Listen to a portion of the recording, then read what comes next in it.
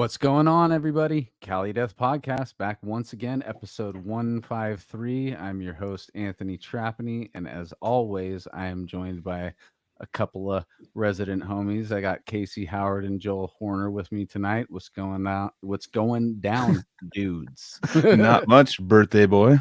Yeah, what's going on Yep, with you, it's my buddy? birthday today. I know we do birthday bashes. This one actually crept up on us, so we decided to just have a guest with us tonight. And tonight we got Charlie Koryn with us. What's going on, dude? What's up, guys? Thanks How's for it having going? me. You and Casey. Happy in the birthday. same living room.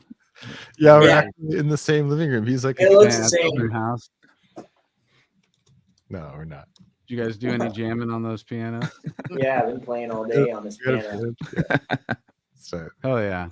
Well, thanks for hanging out with us tonight on my birthday. Yes, it is my birthday, and all I would say that I would want for my birthday is if you have a friend that would want to listen to the show, tell them about it. And if you listen to this show, subscribe to it on all the social platforms, all the YouTubes and all that shit. We love to see those numbers get up, and that's the only way that we get this thing to expand is those numbers to go up. So if you help us out with that, that's awesome. Or you could go to battleforgecoffee.com and get yourself some coffee from the homies in Deed to Flesh. That is where we get our coffee from, and also helping out the underground. Cali Death Podcast.bigcartel.com. That's where all the merch is at. A couple of t-shirts. That's really all we got. You can buy some shit there though. And then Charlie, dude, you got tons of stuff that you probably got to plug, dude. You got dude, I always do it every week. Before we do that, dude, generatorrehearsalstudios.com is where you got to go if you're in the SoCal area and you want to jam out. All right. Is that it? Yeah. No shows. Joseph's not going to be here with us tonight. Yeah, I think so. I never know, dude. You guys do a halfway intermission as well, where you have to do another. We were doing it. Where Well, we were hitting at the end, and we were just all like, "It's like we're like 3 hours in or something." Just like, "Fuck, let's do the plugs again." And I'm just like, "Dude, Yeah. fucking fuck that." I'm just yeah, Frosted Flakes. I was trying to do like a quick version of it, but That at was the good. end, it's like seriously just spit out the websites. That's it at the end. But yeah, It's good. dude, We've where, got 15 you got minutes into your it. engineering shit. You want to plug Yeah. that? Yeah, we could. I mean, right now I've been so busy touring and whatnot where I haven't been doing too many sessions, but I think at the beginning of the year, I'll be doing more recording sessions. So it's sort of been word of mouth and people send me emails, but yeah, whenever I'm not on the road, I'm doing recording sessions in Portland, or I can do freelance sessions sort of wherever. So Killer. yeah, I do a lot of that. And then are you you're available for hire for session drumming too, right? Yeah, I have a setup to do. I really like doing sessions, probably more. I enjoy doing sessions more than anything these days. Mm-hmm. So yeah, if you need drums on your record, hit me up. Fuck yeah. Oh yeah. And what did you drop your website? It's just Charlie. Yeah, just charliekorn.com. Yeah, and then you should be able to find everything on there. Sweet. Yeah. Koryn. Yeah. Drop an email there. Cool, dude. Well, yeah, dude, let's get into it. It's my birthday, so how are we going to start this off? Are we just going to chat? Are we going to get into him right away? What? I don't even know, dude. It's your birthday, dude. You make up all the rules. Yeah. It's birthday boy, dude. Birthday boy's day. Yeah, what the fuck? I think you just like nobody's singing, but just imagine the birthday song over this. Yeah, if you're listening at home, just sing happy birthday and make in it your up head, on in your your head, so you don't get copyright. 'Cause No, let's get into Charlie, dude. We don't need to do any of that shit. No, It's happy your birthday. day, man. No, this is a big deal, dude. It's a big deal. He's all. So let's I do a have one podcast more, for yeah, visualize. one more year in my 30s. What are you gonna do? I mean, Oh, we're getting some what's happy- the we're big getting some celebration? Yeah, Thanks, dude. everybody in the chat. Are you doing that anything happy this weekend? butt. Are you going to a special event? I'm having a or- long weekend, actually. I took Monday and Tuesday off. I'm going to spend more time with the fam this weekend. That's all I really wanted for my birthday, and I'm getting it, dude. So Fuck yeah. Right on. yeah, Good 4-day shit. weekend, dude. was cool going down to Santa Cruz last weekend too and seeing you Oh guys. yeah, that was super fun. That Missed was a great time. Casey. I'm sorry, dude. I really did. Yeah. There was like literally 2 more chairs that could have been filled there with the people that I wanted there, but Casey, you were one of them. Anytime we get Joseph, now Joseph's up here, so it's like Joseph, Joel, and me can get together a lot easier, you know. So every time we get the 3 together, I feel like, dude, we're missing a big chunk right here. I'm bummed about Carrie had to leave because his had a pooping of Kid had a the blowout. Yep. kid had a blowout and just What's showed going on? Blowout. and shit up his back and stuff. So see, it's like, sorry, I gotta get out of here. That Everyone's place is good though. What is it Yep. called? Seabright Social. Shout yeah, out. yeah. He used to be Seabright Brewery. Wow. But yeah. Oh yeah, dude. All right, let's get All into it. Sweet. Charlie, how you doing tonight, bro? I'm good, man. I'm a little tired, but yeah, doing well. Oh yeah. Cool, dude. Yeah. Yeah, we're always a Same. little tired on this. You just got to get we'll get the momentum going and get the energy, and then you forget you're tired, dude. Yeah, of course. Yeah. All right, so let's dig into you a little bit, dude. Tell us about some early childhood memories with art and music, creativity. Yeah, I think the earliest memory of music would probably be like so I was born in LA and I lived in Oxnard, California, probably the first 3 or 4 years. And I lived on this block where I think there would be all these parties, and there would be I would be taking a bath in the kitchen sink, and I could look down from this apartment and there'd be bands playing. So I remember there'd probably some rock or punk bands playing. I remember that was my first memory of seeing drums and seeing a drummer play. And that was like just basically being probably 2 years old, 2 or Wow. 3. And then from then on, it was just like hitting pots and pans and whatnot. And then, yeah, I think. So that's an interesting thing to be Yeah. that young and exposed to music in a live setting first, you know? Yeah. Because that sounds like one of probably the earliest memory you would have of music, and you're seeing it live, you know? Yeah. And watching it, like rock and punk bands do it too. So you're seeing probably pretty aggressive energy right off the bat. Yeah. Yeah, definitely. I think, yeah, there's an energy you get from seeing a live band. And I think nowadays kids might not get that as much. Like, at least you don't see a ton of all ages shows and all ages venues and things. I guess it's always been that way, but I don't think I would have gotten into any of this stuff that I do if I wasn't able to actually see it in real life. Yep. Like there's a big difference between seeing something on a video and then actually feeling the power of like real amps and drums and watching people play. That is a huge, really, really good point just to interject. And also you're like impressionable at that age too, and you're in high school or whatever. Right.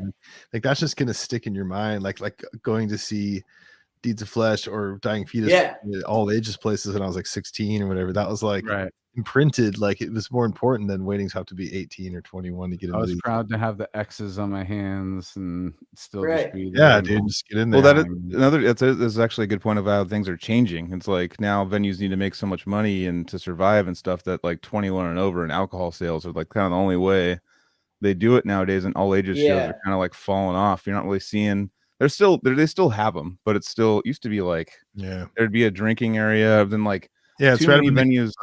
Too many venues. Like I remember talking to the DNA Lounge guy and that was owning it, and someone passed a minor a drink, and I was talking to him, and he it was like $150,000 after everything was said and done with the fines, all those closures and shit. Like it's like so it like makes them go like, well, fuck, dude, we don't want to have like minors here if that can happen. That's like too big of a risk for us, and that's kind of shitty how things have gone. But back in the day, it used to be a lot more common. Do what we did and drink before you get in, dude, and just fucking deal with your buzz for the rest of the night while you're there, you know? Right. Like, and that's what they have. They're silently agreeing with that. Like, you just can't buy alcohol from us, dude. That's it.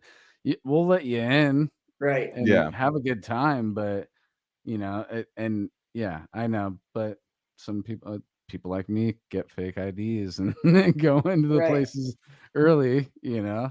It gets harder and harder as time goes on though. It used to be a lot easier, like getting the fake IDs and all that stuff. Now it's like they're like fucking all these lights and shit and scanning it, and you know, it's like used to be just buy one for $100 and we're in, but now it's technology's made that a lot harder. That shit's fake as fuck. Like it's like yeah, growing up, I mean, fast forwarding, like there was the Jumping Turtle in San Marcos, which was like that was where a lot of extreme bands were playing, and that was what really exposed me to go seeing like death metal bands and thrash bands and things like that, where you see that live when you're like 12 years old, and that'll like really change something. You're like, whoa, that's what I want to do.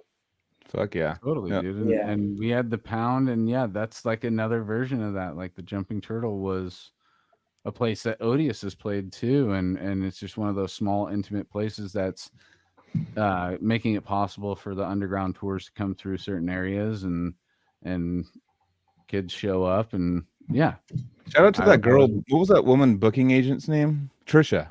She was the one that would always book those shows down there, and she like had a lot of that scene with the Scourge and stuff like that, like and Deeds of Flesh, and she's actually the house they were staying at when they fell off the balcony, unfortunately. But but she was instrumental. There's those people across America that are just instrumental in making their scene. There's like one person that's like a promoter that brings or a booking agent that brings someone, or promoter brings someone over and constantly does like well and gets like in with the booking agents, and then they just all the good shit just goes there for a while, you know. And shout out Trisha. Real quick shout out to Ian in the chat. I have to say, dude, looking at you, your 20-year-old, it makes sense that they're not carded because they're probably 7 feet tall.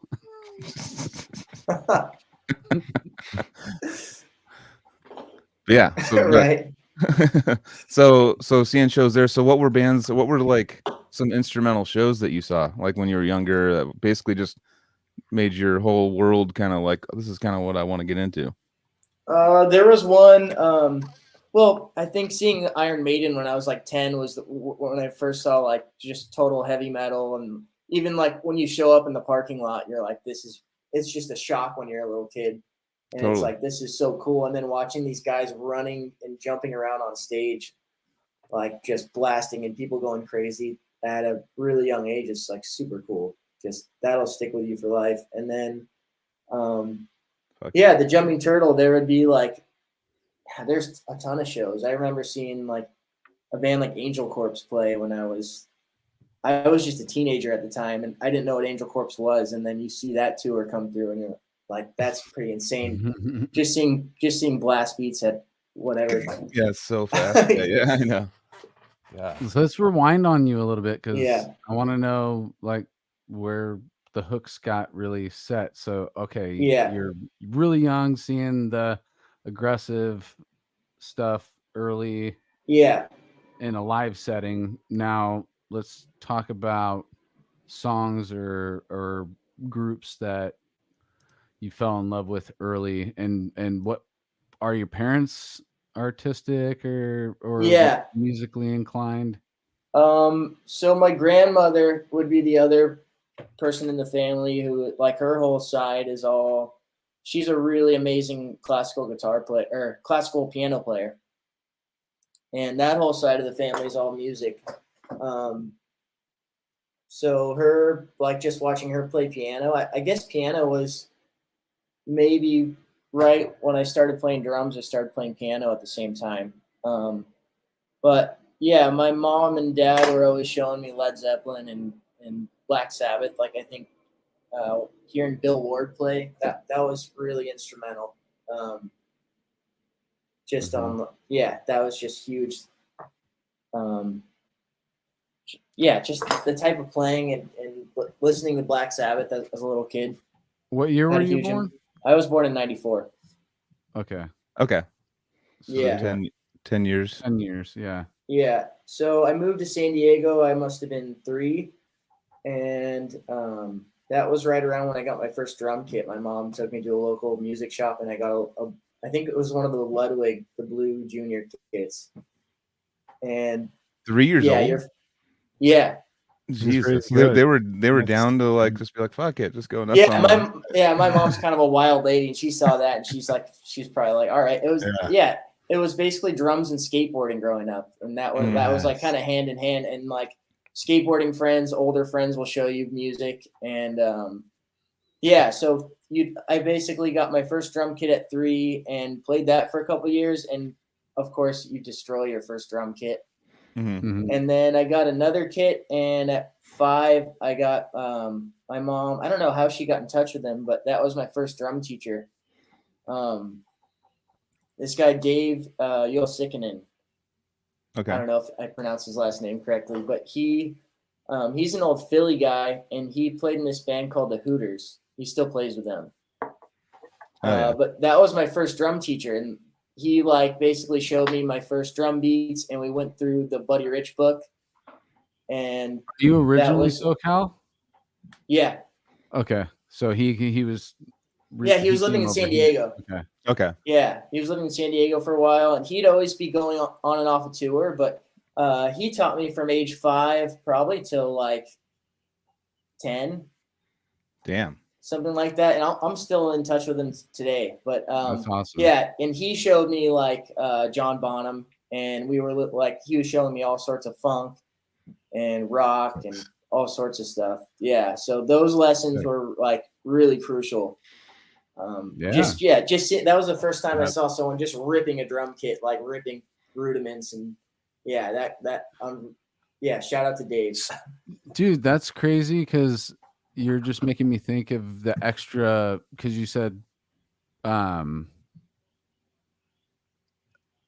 basically let me spit it out. I'll just spit it out. So I'm thinking of the extra layer, because it sounds like he's really trying to connect with you because you are talking about groups or artists that he had introduced you to. So it's not just about the drums, it's about the love for the music and the drums that you're seeing from this teacher. And I think that's like a lot to do with the education system in general, where like the teacher really has to show passion in what they're teaching in order for the student to like fully sit and absorb. If somebody is just phoning it in, a child can easily figure that out, and it's going to turn them off to it, and it'll just have to be another opportunity that they might be able to learn that again. But in that opportunity right there, with your teacher showing you the passion, and here's an example, and this is what I love about this, then boom, you got like a real lesson right there. Right. It was always, I think that was huge. Lessons were always fun, and playing drums was always fun. And like, I was never told that I needed to practice. Even nowadays, I think it's like, if you're not having fun and you're not enjoying what you're doing, then it's going to be a lot harder, and the whole process is going to take longer, and it's not going to be something that's enjoyable. Like, sure that you have to practice. If you want to get better, you have to challenge yourself, but if you're not enjoying yourself, and you can always make it fun and do things that are helping you improve. And I think, showing up and then just getting straight into music, and then seeing somebody that's so passionate about playing and playing with people.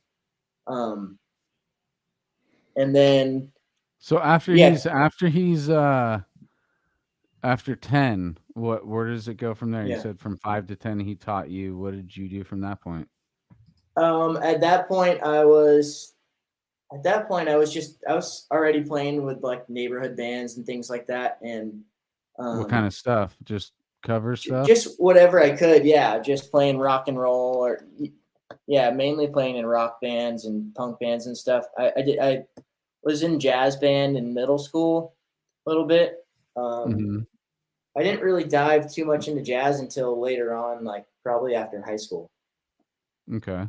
But I was always just, I think from then on out. And then any bands from high school that you can feel were like the first real band situation, like working with dudes and and having jam practice every day, or did that not happen until after high school? I always had bands, like just local bands that would play just local shows. And you know how it goes when you're a kid. And I mean, yeah, you're jamming with people and you find out quickly that you're the one that's really dedicated. And then Right. that'll turn into something else. And then you keep on finding yourself in this situation. So I did that. I had some bands throughout middle school and high school. That's kind of like a crabs in the pot situation where you're trying to climb your way out of a small town or whatever. Exactly. And you're working with everybody around you that's in the pot. And then you realize, like, I need to get out of the pot to really, show my full potential with a worthy musician type deal, Yeah. So so I went a few years without drum lessons. And then it was probably, I don't know, age probably 14, 15. I studied with this guy, Mike Rollick, down in San Diego. And he was like more a metal guy. And he showed me a lot of like, we would transcribe death songs and things like that. And he'd show me like all sorts of double bass stuff. I never really got into double bass playing until I started studying with this guy. Nice. So we never really talked about like what stuff you were listening to, like, because we also like to hear the progression towards metal, right? When it comes to music that you're being exposed to. That's kind of that's definitely a common theme on this show. Like, so how'd you build up to metal? Because we always talk about building up to it and then being able to sustain it, and then you get past this point where it's just like, I can't get enough, so right, exactly. Playing in all those rock bands and stuff probably exposed you to plenty of rock and roll. Yeah, rock and roll. And then you hear, like, at the time I heard Slayer and Pantera and Metallica, Kill 'Em All. So who was passing that down to you? Was it just guys you were jamming with? That was honestly like neighborhood kids that I would be skateboarding with and things like that. Yeah. And I didn't really have any like full on metalhead friends up until. So this was probably early on. This was probably like elementary school when I first heard like Slayer, Hell Awaits. Yeah. And then, hearing Pantera and Metallica. You got siblings? Yeah, I have a sister. She was older and never really into music. Okay. Yeah. So it was really like, I always had older friends growing up. I think from skateboarding, and then you have your neighborhood kids. So yeah, I always hung out with older kids, and they would kind of show me the cool stuff, and that sort of progressed all the way into when I started playing in bands. I was always the young kid playing with a bunch of like older, at the time, older teenagers, which they're probably 16-year-olds, Those are the older kids that you're jamming with. So did you just go straight from like rock and roll, rock and roll stuff straight? Did you not go through like a Green Day phase, or did you not jump into any kind of pop music or anything back in the day that was kind of hitting the radio? Not really. My sister would be listening to like Green Day, Weezer, and a lot of things like that. And I think maybe studying with Dave and him showing me, I was really obsessed with listening to like John Bonham play. Okay. Yeah. Yeah. That's straight from Because for me, it was like, I had the dad with the classic rock and like was showing me all the cool drummers and stuff for all the cool musicians. And then I kind of went off on my own, found the, radio stations I liked, because back then that's all you really had was radio stations and stuff. And and then you go off into your Offspring, Green Day, new metal, and then kind of come back and your puberty, you're kind of like, all right, well, I need to kind of hunker down here, find something that kind of mixes all this together. That's because the thrill of the find when you're younger. It's just like trying to find, like, once you get that bug, dude, just like, oh shit, this is crazy. Oh, this is crazier. This is more insane. This, like, and then your friend's like, dude, I got the most crazy one. Fuck you. And you're like, fuck, like it turns into this kind of friendly competition of finding, the coolest, newest, most thrashiest or most death metal thing that you could find with shredding. And so yeah, that's cool to see you just go straight from Bonham and then just you skipped all the shit. Yeah, Slayer. I mean, I remember having friends, but there's a lot in there, like friends showing me like Slipknot and Koryn, and that was like probably right around when the whole new metal thing was happening. And it's crazy to think that would find you in adolescence 10 years later. It's like that feeling of that music finds its way to a teenager boy with way too much testosterone and sperm in his nuts and prostate. Exactly. Well, you said that someone showed it to him. That's not necessarily saying but I'm that just he was saying all about it finds its way, and then it makes its mark like on a kid that age, because it kind of is made for a kid that age, right? Yeah, there is like, what was it, Napster? First it was Napster, and then there was Kazaa. I think I was LimeWire and all, yeah. LimeWire, yeah. And then so I would just try to find the heaviest stuff I could find, and I guess that just was the common thing for years. I was just trying to find stuff that was more intense and faster. And so was it more kind of focused on thrash for a long time, and then kind of progressed into death metal? Yeah, I guess it would be just like listening to Slayer and Exodus. What's the first blast beat that you heard? Could you remember the first blast beat? The first blast beat was probably listening to Morbid Angel. I at a CD or at a record shop. It was I think Spins Records in Carlsbad. Nice. Oh yeah. It was the Altars of Madness that came with the DVD. And I remember like a double disc. Yeah. I don't know if that was the first. That was the first like full on blasting that I heard. Yeah. Where it's just full blasting and a time signature the whole time. Like. Yeah. I'm back in the middle of a Slayer renaissance right now. Because for me, I mean that was like one of the biggest, like going from like Slipknot when I was like in 2000, 2001, 2002, and then finding out I always knew about Slayer, but I was like, I'm not really into it. But then got super into it. That I rewatched that. It's a VHS, but it's online. Live Intrusion. It actually was filmed by NFL Films. It's like fucking my favorite. It's one of my top 2 or 3 live videos ever.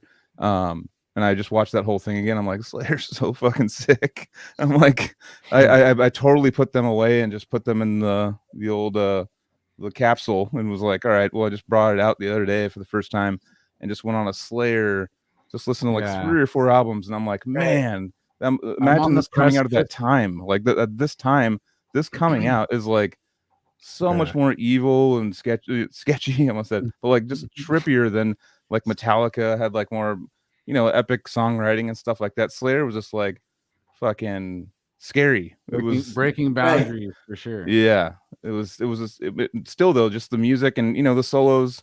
They do their Slayer solo sometimes, and I give a little chuckle because they're just like like with no, there's like I'm just gonna shred wherever my hand takes me kind of thing. Even though they do kind of on that Live Intrusion DVD, they're still playing the solos pretty much the way they play them on the album. So they have those kind of like nonsensical solos still like dialed, and but man, they're pretty much, I would say, top 2 of the top 4 of the thrash thing. It's hard to argue that they're not number 1 or 2. They're just so sick, and I urge everyone to go check that out again and go down that Slayer renaissance. Just go, because I listened to Divine Intervention again. That was like the album that came out when I was kind of getting into them, and that's the one where a lot of Slayer fans are like, that's what the fucking sell out. And I'm like, what? It's got their fastest music on it. Like it's got like Ditto Head and all these songs that are like their fastest songs. But yeah, that Slayer throwbacks are awesome. When you just put things in capsules, bring it back out again, like whatever, I'll just go to old school Cannibal Corpse land and be like, fuck yes. Like this is like brings it all back and all those memories back and stuff.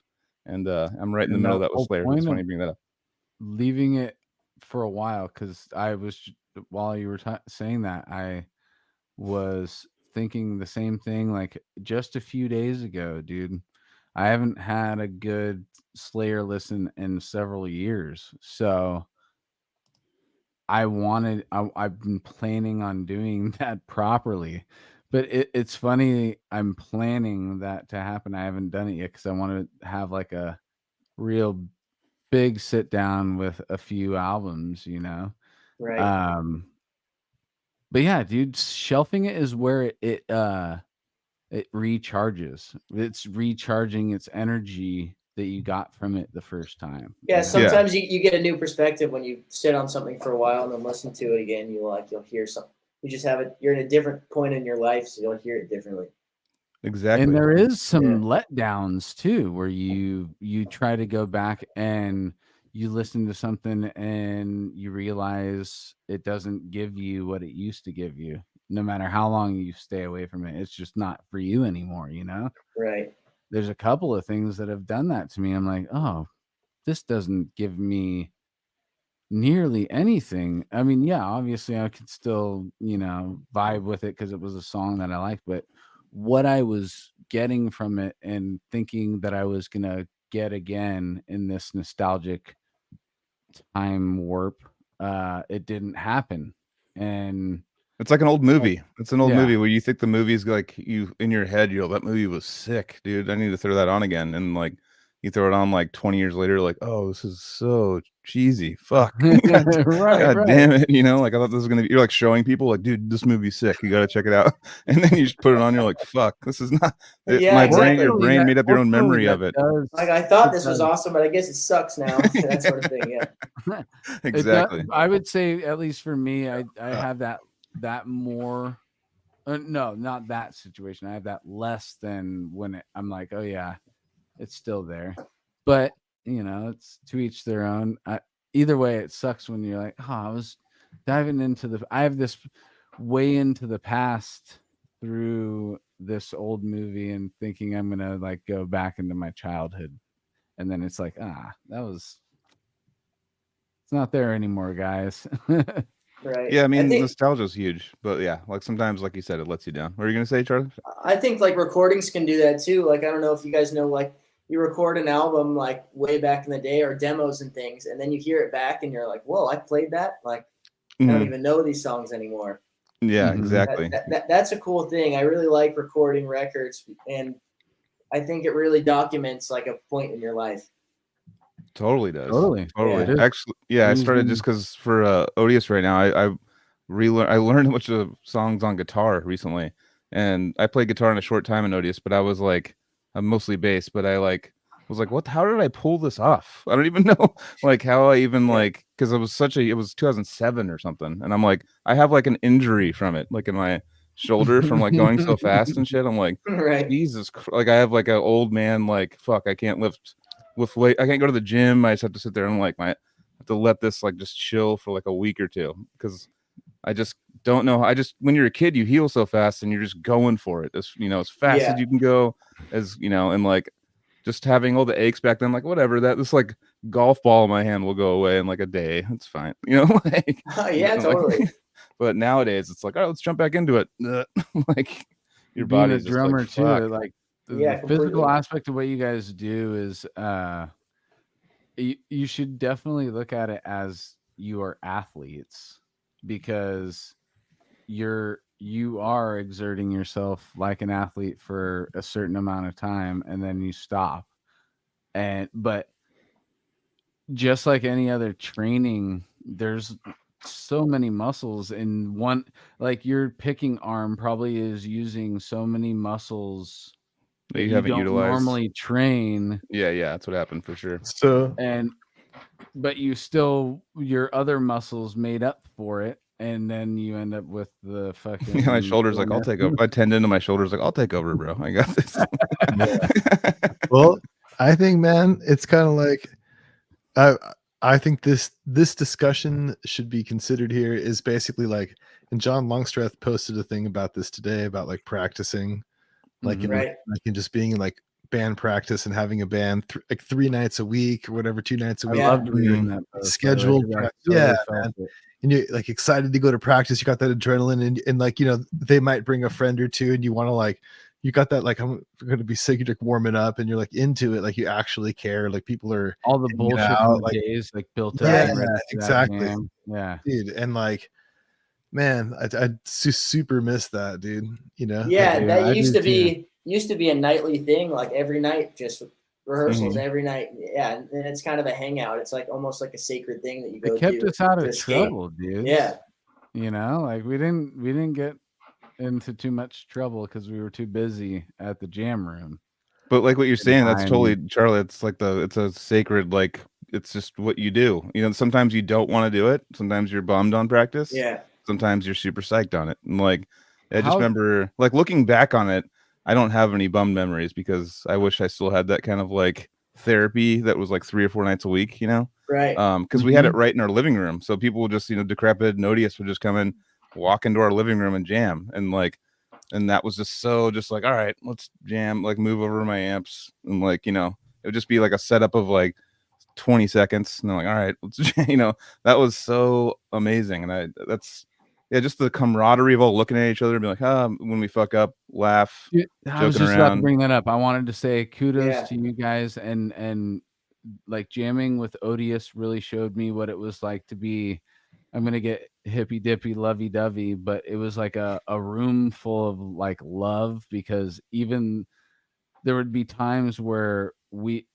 were doing this thing that's so precise and technical that when we're doing it, we know when somebody's not doing it in the room, but we would never look at each other with negativity. It was a smile and a laugh that would happen.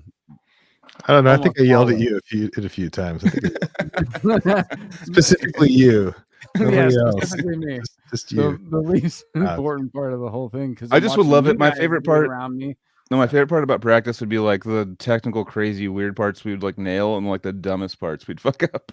Yeah, And then be Yeah, like, of course. But like, it would be a laugh, so- dude, and yeah. that's like the whole thing of like, it never made, because dude, if it wasn't like that, who would want to go?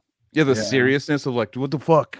Like if you fuck up, like it's like, Yeah. and all of a sudden that's gonna just compound and just be like more fuck ups and more fuck ups, and it's like Yeah. it's not fun if you're not like, if you're like all like, oh shit, I got to get this right. And, you know, like Who for me, wants if to I go put to that a pressure on jam? myself, Well, you're gonna fuck up more. especially if you're Right. like jamming in front of like people that you like look up to and stuff. And like I remember, Oh, like, yeah. when I jammed back in the day down in San Diego at like I think it was Universal Sound, like off Miramar. Oh yeah, I And just that's for Diorgo. Diorgo, dude. Diorgo, dude. Diorgo. Diorgo.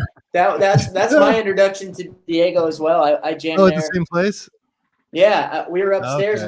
and they were downstairs, and that's how I Nice. met like Ed and Diego and Yeah. Oh, nice, man. Yeah, like dude, yeah, and I jammed there with Diego in like 2015, like years later, like trying some of that like strangulation stuff, but like it was like Oh, wow. lot for me to learn, and I was like all trying to figure out what I was doing at the time, and I just had no time to like work on it, you know, and I just moved down from the Bay area. Anyways, point is that I was back at that studio jamming, and I had my kit in there, and like I think like Ricky was playing on it too, like they were still kind of jamming a little bit. That was before Ricky, I think, joined Cepho, or maybe he had something around that time. Anyways, I was right there probably around that time. Okay, nice, dude. Yeah. That's cool, man. Shit, I never crossed paths. There would be a mariachi band I remember across the hall from them, and oh really? Yeah. Disgorge would be or maybe it was TVD playing, but it would be them and a mariachi band, like, and you hear it back and forth, and I feel like the mariachi band would be louder than Disgorge sometimes. It would be like 12 people in this tiny room. Yeah, the horns and shit, just like, we're gonna fucking conquer, dude. We're gonna get through this. Yeah, this that is fucking so wavelength madness. That was the fun thing about old jam places. Just the diversity of the music you'd have like coming out of each door would just be like, you got a punk band over here, you got like a fucking reggae band over here, and like you got extreme brutal death metal over here. You know, it's like, and just like you'd stop and just hear like burp, burp, burp. You know, it's like hear like another band working on a completely different style of music. That was always like a fun fucking thing, like about renting out a spot, you know what I mean? Yeah, I mean, like And I was gonna say to you this because I grew up down here too in San Diego, and so like I've told the story before and stuff, but like I had a band like back in the late 90s. It was like this kind of death metal band, Zingaya, from this area, and we just like had a few songs, whatever, and it kind of fizzled out. But basically we practiced at that studio, and we didn't even know Discourage of those guys. I mean, I saw them live. Like I like went to the first show, the first Bloodletting in 2000, and then like we're just like cruising down the hall. We had like the smallest room in the place, like further down the hall from them. And then we're just like, we just hear like a Discourage. We're like, dude, that's fucking Discourage. Like, what the fuck, dude? Like, and so we just were like kind of cruising back, and we were like, I mean, I was like 16 or some shit, you know, and like the other guys were older, but we were just like, we like knocked on the door, and they were just open it, and it was like AJ on vocals and like that era Discourage. Like, I was like, damn. And it was crazy. Like they had like all this like porn all over the wall and shit. It was like funny shit, dude. Yeah, classic rehearsal room. Yeah, I know. That's classic. But anyways, it was pretty funny. But yeah, dude, then they were like super cool. They're like, "What's up?" They like brought us in, and we just like watched them jam, and we're just like, Discourage is like right here, fucking practicing, like so sick, dude. And then they came and watched us, and we were just like playing our little like you know, like kind of like Cryptopsy wannabe stuff, you know. And they were just like cool, but they all came and watched, dude, the whole band. It was so funny. That's awesome. Was, you know, that's cool. That's a cool, you could tell they're, you know, chill stoner motherfuckers. Yeah, that place, that was right when my band Descended Dead formed. I was 17 when we formed Descended Dead. Okay. Yeah. Okay. So that, dude, that's so I was playing in another band, this band called Abaddon, which it was just like a high school band that didn't really do much. We had some recordings, and John from Ascended Dead, him and Ian, they're both the guitar players who they basically composed most of the stuff. And they heard some recordings of me playing blast beats and whatnot with this band, and John sent me a message that said, "Hey, I'm starting this band, like chaotic death metal band," and he named out like Morbid Angel and Possessed, and I think those were the two influences that Possessed and Morbid Angel. So I was about 17. I jammed with them once, and they basically, we ripped through a couple songs, and then from then on out we just started rehearsing every week and put together a demo. And those guys were the first two people I jammed with that were like, they were like better than me at the time, where they were like, okay, these guys are older and they're pushing me. Mm-hmm. Mm-hmm. And like, it was, so I guess that was the first real band that really, like, from there, everything kind of like snowballed. That's huge to have that. I remember with us 17. And stuff, we had Decrepit. I mean, Casey was in Decrepit Birth too, but we had them sharing our band room. So we would be done practicing, then they would come in, the older guys, and just like, we were like, oh my God, it's great. Like we had that kind of bright-eyed, bushy-tailed thing going on.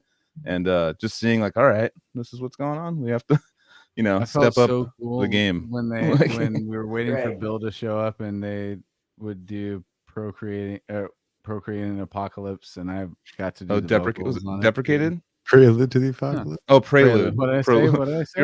Prelude to the fucking Procreating the Apocalypse. I'm mixing Inherent Disease with... That's like that doesn't make sense. It's all the same. I could be like creating an apocalypse, like procreating, like you're. That's the name of the Inherit album, right? Procreating an Apocalypse. There you go. Prelude to an Apocalypse. Sorry. Okay. Yeah, that was fun, though, dude. That was the first Decrepit Birth song I ever heard, dude. And they had like Kevin Talley, back in the day. Anyways, let's get back on track with the So you're like 8 or something, and you learn. I'm just kidding.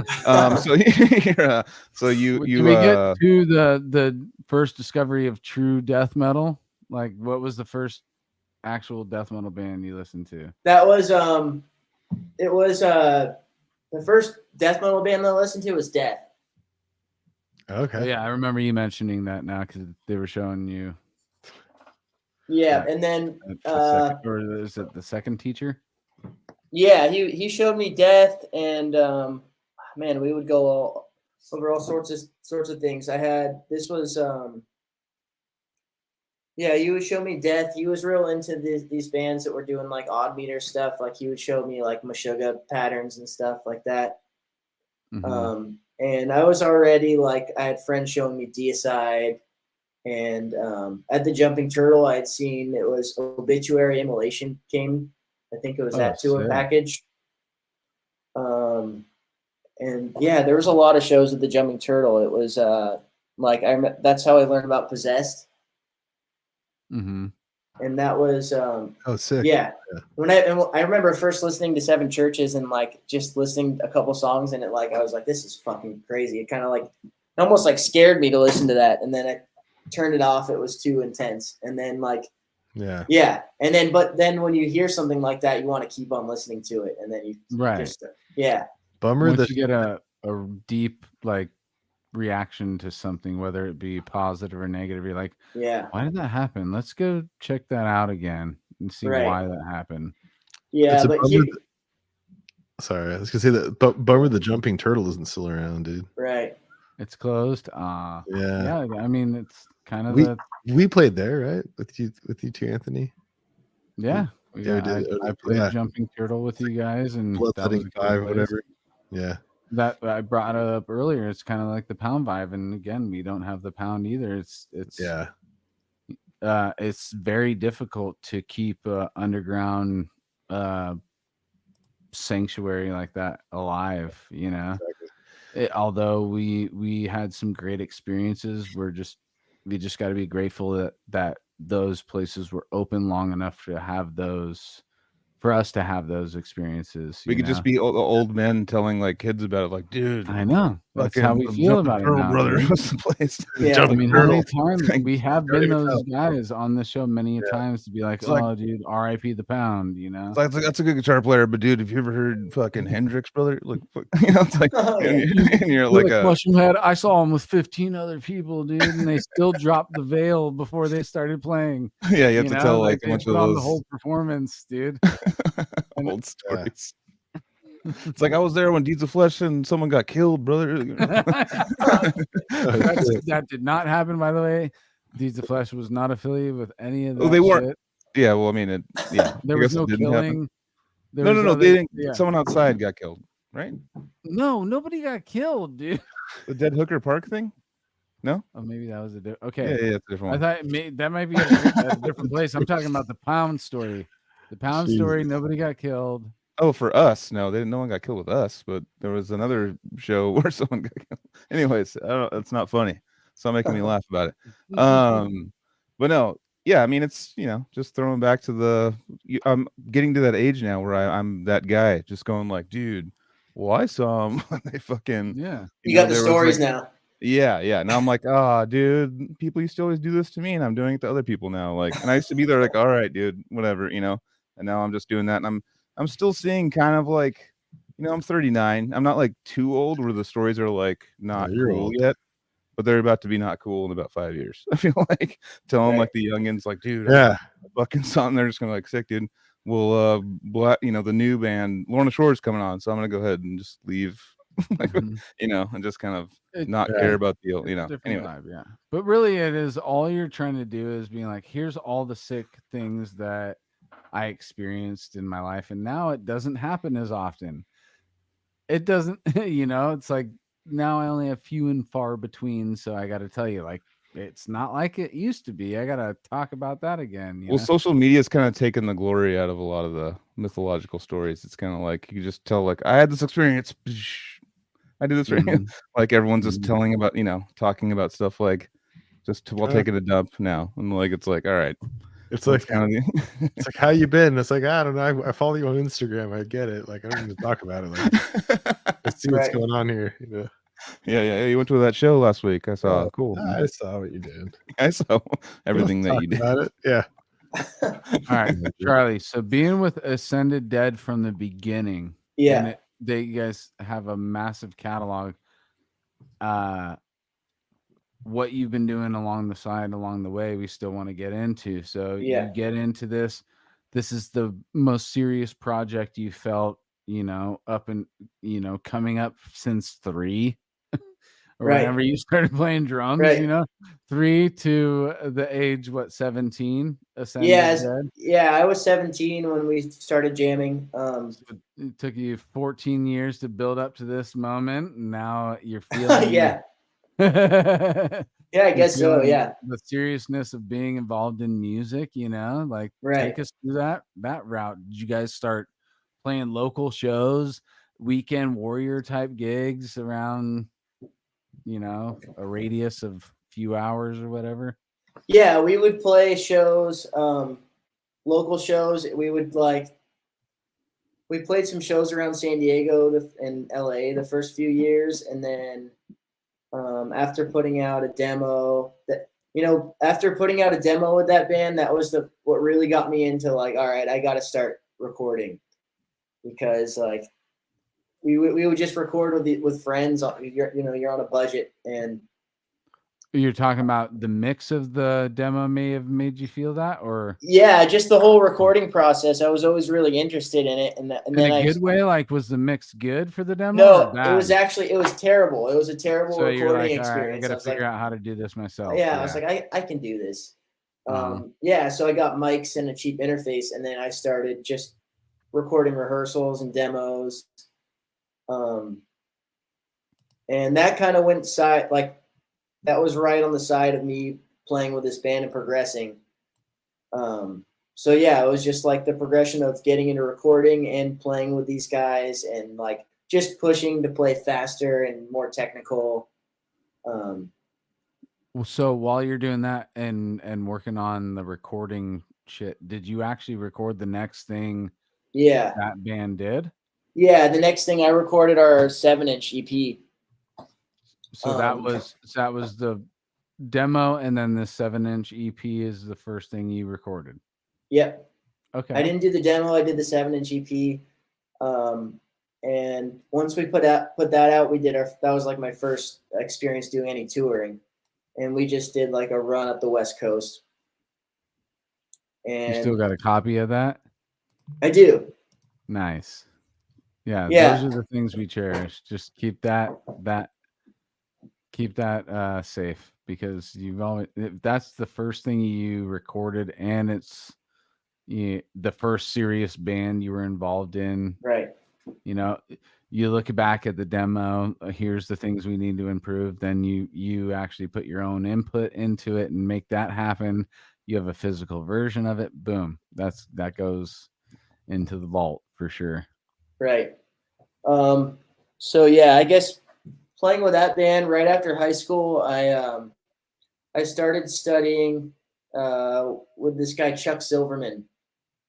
He taught at MI, at the PIT program there. I studied with him. It was him. Nice. He was sort of my private instructor. So yeah, after high school, I went to PIT just for a little under a year. And I studied. What is PIT? That's MI. It's the percussion. The percussion part of MI. Yeah, no, yeah. So that's in Hollywood. Yeah. Yeah. Okay.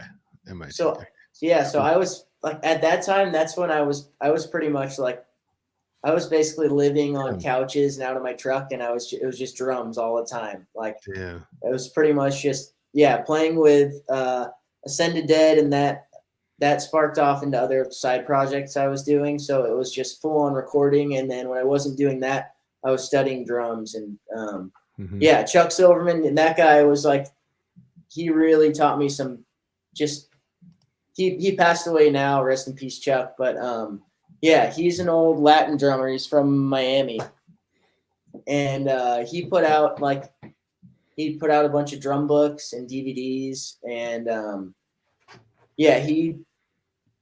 he taught me, like, he just gave me, like, showed me all these different types of music, and getting into fusion and Latin, and that was huge to my playing. Studying with Chuck. I studied with him at the same time I was studying with this guy Rob Carson. He's like in the 90s, he was like a world champion rudimental drummer. Jesus. Damn, man. it sounds like you were really hungry. I mean, Yeah. You got some Very great obviously studious. looking at what you've been doing, Sick. you've always been hungry, but I'm just saying, like, your appetite, it Yeah. it grew very fast. Yeah, I think after high school I was just pretty committed, like I'm gonna play drums and I'm not really gonna do anything else. Like it was just all music. And you started off like the right way too, with like lessons young. Yeah. And so you've mentioned multiple people that you've studied with. It's like for me, I've taken some lessons, but I wish I was more scholastic brained in a lot of ways, because I would be, like you had the first teacher. I had a guitar teacher later on that was more fun and teaching me stuff that got me interested. And it wasn't homework when I went home. It was like, I want to get this down. My first teacher kind of was like, all right, dude, here's scales, here's here's the code. It was like, fuck, dude, just teach me a fucking Sepultura song or something. Like I need to know. Yeah, exactly. I need to get into it first, and then once that hit later on, and like maybe kind of end of high school, then I was like, oh shit, he would just listen to songs and transcribe the songs for me that I wanted to know, and like, and then I would kind of like from there kind of pick apart, get the interest of music and playing along with people or playing along with the drummer, and then be like, okay, theory, let's do this now. I'm down now. I hate to interrupt or interject one more time, but I think it's crazy how like the technology has changed in a way that the expectation has changed a lot with like kids or students playing music. Like now they're just like, okay, so you have YouTube, you got Songster, you got Ultimate Guitar, you got Google, you got all these things. It's like, just go learn the song. Like, I don't even need to like say anything anymore. They were just like, yeah, just go learn it. And they're like, oh yeah, okay. Because it's like it's so different. Play along to back the in the day, it was like I have to go to my teacher to show me how to play. Yeah. Right. Like it's like, dude, I need to learn this song, and then however he taught me is how I was gonna play it, or like whatever. Way, dude. Or I would like use my ear and like learn after that. But for the most part, there was not the same resource like like that. It's so, yeah. I think nowadays there's tons of good information online. Like you can watch anybody play anything and learn from anyone. But at the same time, there's this like sort of like when you have a mentor or somebody that you're studying with, it's like it's someone that you can kind of talk to and get a perspective. I think like having perspective is huge. Like because you can there's like almost way too much information where and a lot of people that are teaching are like saying you have to hold the stick this way or this is what you have to do. And I think people forget, and I think you can build a lot of bad habits and things. You kind of just have to figure out how you need to achieve what you want to sound like. People don't like think about that. It's very simple. Connectivity. I think it's the same analogy to like jamming in person or like doing stuff like, or the complete opposite, like playing to a computer, or like the same thing as like being taught in person by somebody, like watching how they do it and just like no tabs, just remember this, like all the way to like just like watch a YouTube video and like read the tabs or whatever. Like the two, like there's like gauges, and it's like I don't know. I think it's kind of like in this modern age, we kind of have to like do hybrids a lot of times, like oh, like we're gonna have to like, okay, so I'm gonna have to like work on this remotely, but then we'll get together and then we'll fucking like jam it, and then it'll be like have to just like cram that time. And then same thing with like the tabs versus like learning it in person is still valuable, but the tabs can be like, or all the technology can be a way to like help you practice and stuff. It fills a lot of blank spaces too. And like, let's say you're sitting at home working on something, and then you take it to the jam room and you're like, oh shit, this like I know the stuff, but there's these parts that I need to work on because live they just are different. There's like a different vibe to it or something. And like totally. So it gives you kind of like a baseline. Like it's like, all right, this is the baseline, what the song is. But then like you have people around and there's like someone or a tempo changes or something you're not really used to, or standing up you're not used to. You're not practicing standing up guitar, or you're which is a huge advantage if you're practicing to play live, is just stand up and practice. Like don't sit like classical style the whole time. Just be like, all right, dude, I'm gonna nail this live every time, because you're gonna like want to walk around and shit and do stuff. You're gonna want to like have a stage presence, or else you'll just be kind of conformed to you'll be kind of like Medusa will look at you, just turn into a statue, just like fuck. Right. like when you're learning drum parts too, like you're filling in for somebody or learning a song, it's one thing playing along in headphones. You almost have these training wheels, but then going and playing a whole song by yourself without the band, without listening to the guide tracks, and then like making it feel right and sound good without anything. Exactly. That's like a whole nother thing. Or like just you can be playing all of the notes of the song, but they're not feeling right. It's like being able to play behind the beat if you need to, or in front of the beat. Like definitely. You can't learn the human aspects of music through the internet. You can learn the books all you want, but the human aspects that are involved in what we love it happens in person. The connectivity between more than one individual making something together and the feel of things that you can't, I mean, but theory can be learned on YouTube, you know? Sure, yeah. Yeah, it's like the being that we all become live. It's like you can tell when a band's fully locked in, just click, everything's just clicked out, and like it's like you hear all the I'm becoming one of them. The old guys is going like, well, the soul's kind of like not really there. Like it's kind of like you guys are just playing exactly perfect. It's really hard to do what you guys are doing. It's not easy at all. I'm not like downplaying, but like on that aspect. Yeah, but it's not like it's not like a radio song or something. It just sounds it's a little too karaoke sometimes. Karaoke-ish. But it's great though. It's still super hard to do. It's even to learn to do it like that's hard, you know. So it's amazing to pull it off. Yeah. I think what happens a lot, like not a lot of people talk about it, but like playing in metal bands, especially like death metal, black metal bands, things like that. Like when you are playing to a click, everybody's told you got to be perfect on the metronome. Like you want to be like on a grid. But I mean, not a lot of people talk about like when you're playing to a click. Also, a lot of times you want to be slightly behind the beat or slightly in front of it. Like being able to play with a click track and then play around the click track. I think is something people don't really talk about that much. Yeah. Yep. Right. Yep. If you like completely quantize drums to the point of like complete perfection, that sounds like silly almost on like a split blast or something, right? You know? Yeah. There's no tension. Like that's why I like watching guys like Pete play, where it's right, dude. There's almost this fight, like a tension release sort of thing, where you don't like someone else can be playing songs like that and playing them perfectly on the metronome, and it's almost like boring to watch. Yeah, it starts becoming boring. Yeah, I've definitely noticed that. Yeah, somebody's using their body and fighting through something. There's like it's more enjoyable to watch, and it's gonna sound like more intense to me. Definitely. Yeah. Oh, for sure, man. Yeah. Yeah, a lot of drummers too. I've seen nowadays they'll have if the how you get out of an issue coming out of like they're listening to just the guitars or listening to the drums or only their drums or something from the album. Like they'll do like out of the iPod or the computer or something. It's just like only drums and guitars. Yeah.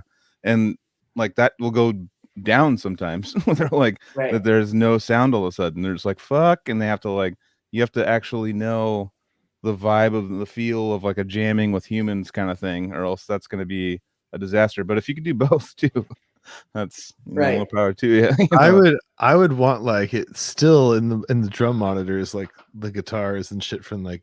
But I guess maybe that would fuck up the stage show. I guess that would, huh? So you have to have it in your headphones. I guess then it gets more into like when you're playing with one of these pop bands or something. Yeah, it is what it is. But yeah, that's what it needs to be on those gigs. But it's not as fun. I've never played live to click tracks, so yeah. I would just Casey. I would just be like, I need kick and snare in my monitors. I want to know where he's at all times. Like that was my click, pretty much. Maybe like a little bit of guitar, but I just wanted that was like my click.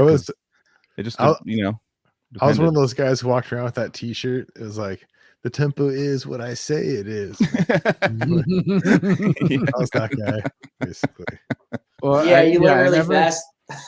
Sorry, go ahead. I'm just saying you learn really fast, like when you first start playing shows and things where you're like you watch back a video and you're like, holy fuck, I'm playing fast. Oh yeah. I was like, why did I do that? Common things of a live performer in our genre, at least, where we just get so amped up and we do things that we didn't think we could do.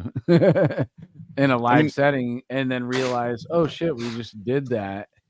You know, I couldn't imagine like doing vocals as fast as I've done in some odious settings than like any other thing that I've ever done, because there's some really, really fast parts. And then I look back on it and I'm like, oh, the tempo of the band made that happen for me in this live setting that it brought me to a point that I didn't think I can get to, you know? Everything slows down in a live environment too. It's kind of like you don't even know if you're flying. You don't know if you're going too slow. You have no idea. It's kind of just like, all right, let's just play the song, you know, like, and then you have to do like hundreds of shows to be like, all right, well, you can tell without a click, like, okay, this, I would be able to tell because my forearm, my hands start cramping like on the first song. I'd be like, huh, this hasn't really happened like this before. There's a muscle issue going on. And that's where I'd be able to tell that we were going a little too fast. But it's just but it's like a breathing thing. It's like seeing Cephalic live. It's like a breathing, living entity. They're just whatever the drummer decides to do, they all follow. And so yeah, different bands like that have that. I like that. It's just like in the moment situation. This is how these songs are going to be presented that night because of the feel of the 4 or 5 dudes that are going to be playing it for you that night, you know? Yeah, whatever happened that one of them had diarrhea in a fucking gas station like 4 hours before they played that show, you know, drinking a Rockstar and having a Cliff Bar as a meal. Bad scallops. Yeah, like when you see a band like a touring band, like a really well rehearsed, well known band, and you see them like fuck up a section, I think that's cool. That's like me too. I love you don't get that on the record. Yeah. I feel like that's like, oh, we were here for that more than like, oh, they fucked up. Like, because you know they don't and then fuck you that see up. That energy I was talking about earlier where we all kind of giggle and then we start over again. Yeah. How a band handles that is huge for me too. It's like if they get pissed, then I'm like, well, your vibe's now thrown on the crowd, and the crowd now is like, oh, this is awkward. Like if you're like, ha ha, like we fucked this up, then I'm like, haha, they fucked it up. It's all good. Video I'm glad like we're here for it. The singer that like punches the drummer or something. Oh yeah. There's there's like a compilation of bands like blowing up on each other on stage, like people quitting, people fighting each other, people throwing their guitars at the drummer. Yeah. People like I know it's like it's in front of like 20 people. Or like doing this guitar spin and then just like the guitar goes flying and just like nuts. Then again, you got to think it's the one thing they're looking forward to. We were just talking about going to jam. Yeah. There's that guy that's like, I'm gonna go fucking shred their faces off this weekend, guys, at Nick's restaurant down the street, dude. You know, I'm gonna be playing for the people at the bar that are waiting for their table, dude. And they're bummed. Yeah, just rip them apart, dude. And I got a question for Charlie. I got a question, a serious question. So don't take it personally. Just a serious question. No, just kidding. Have you ever hit yourself in the face with the drumstick on stage? I have.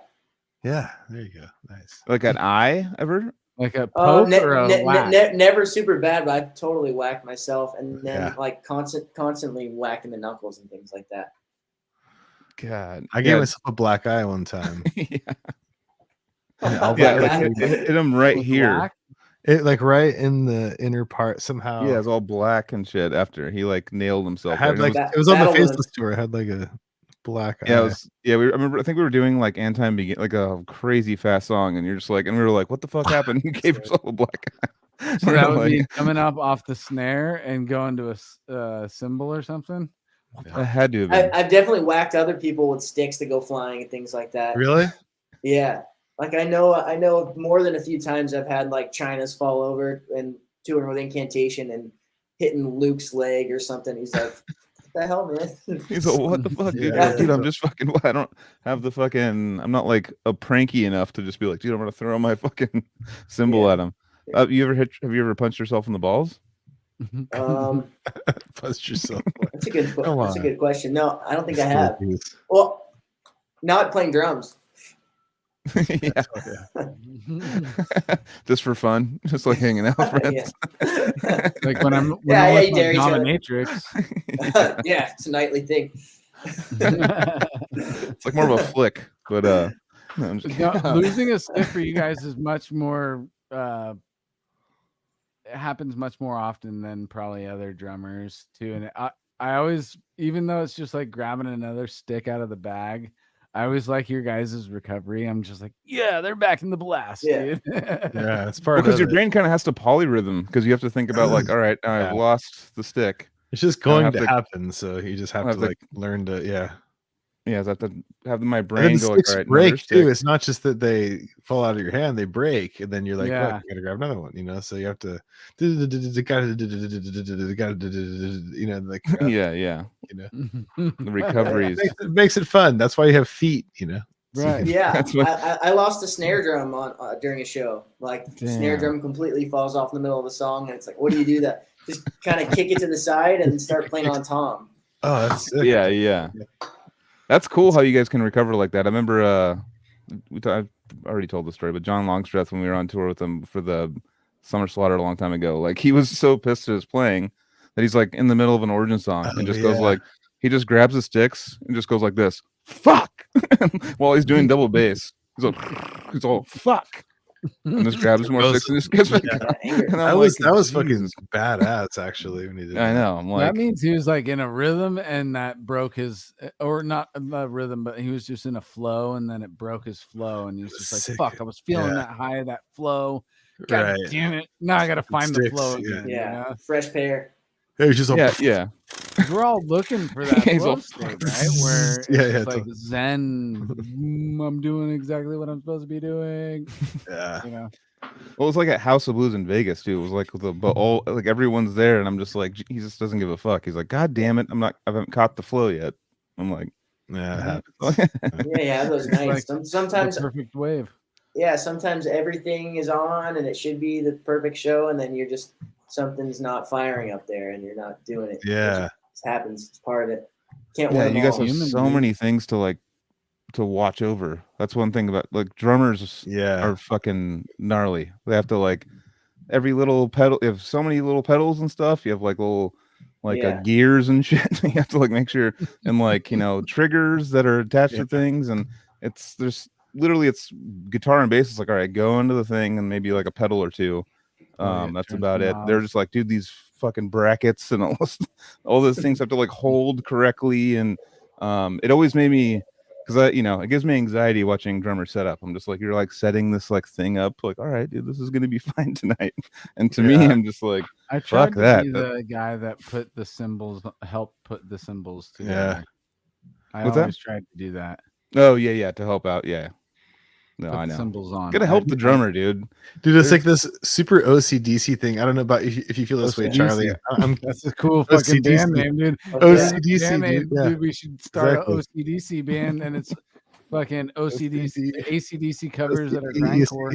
Everything's got to be fucking set up perfect. And perfect. And if anything moves a little bit, the whole time you're just setting up. All right, so I have a question for Charlie. Just how do you feel about this? So, as you play drums, part of the like becoming a sick drummer, I think, or whatever sick drummers, just whatever it is, any drummer like is the setup of the drum set, And so you're like, okay, like you like change your setup. We're always like moving it around, and then you get to a point where you like find this like, okay, like really good drummers set up their kits really good, like all sick, right?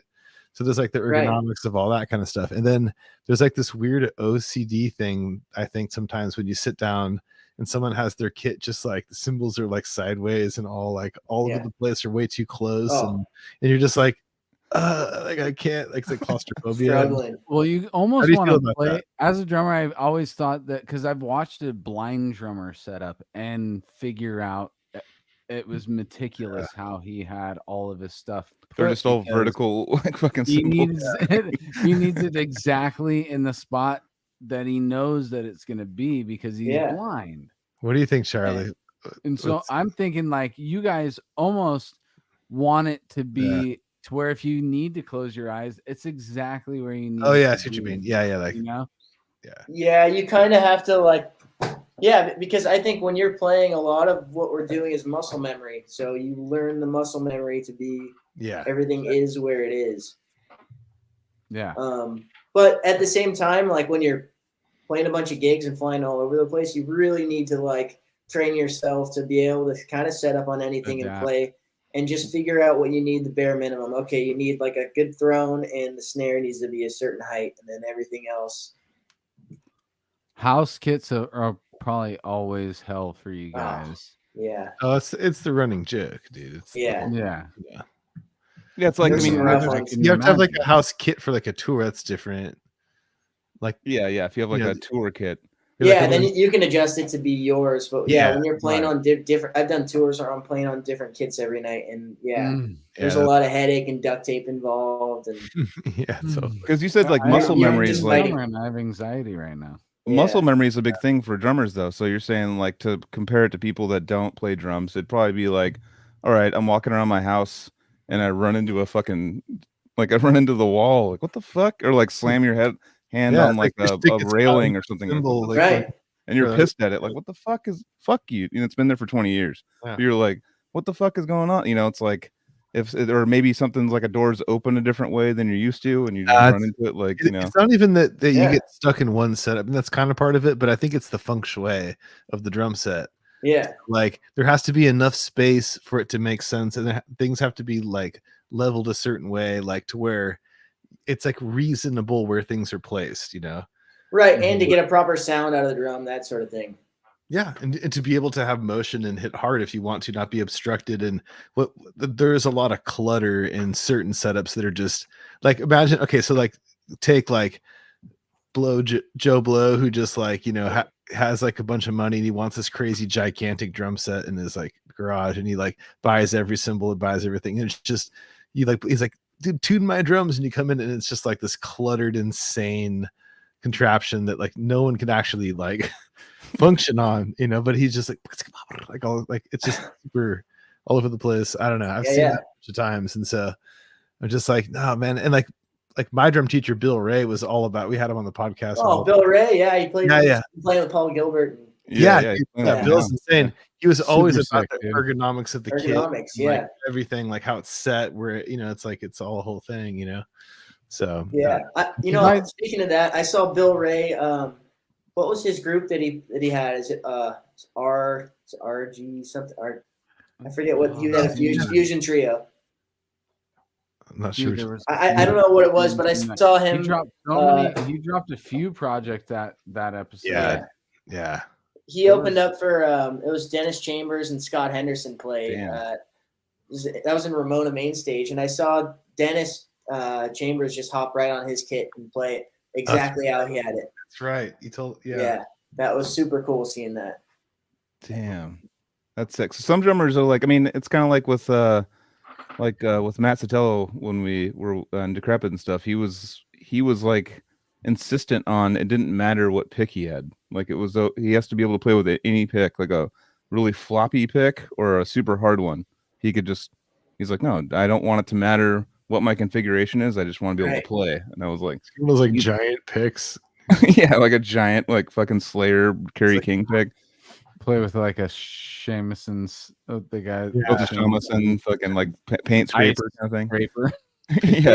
You should be able to sit on anything or plug into anything and make it sound good, I think. Yeah, definitely.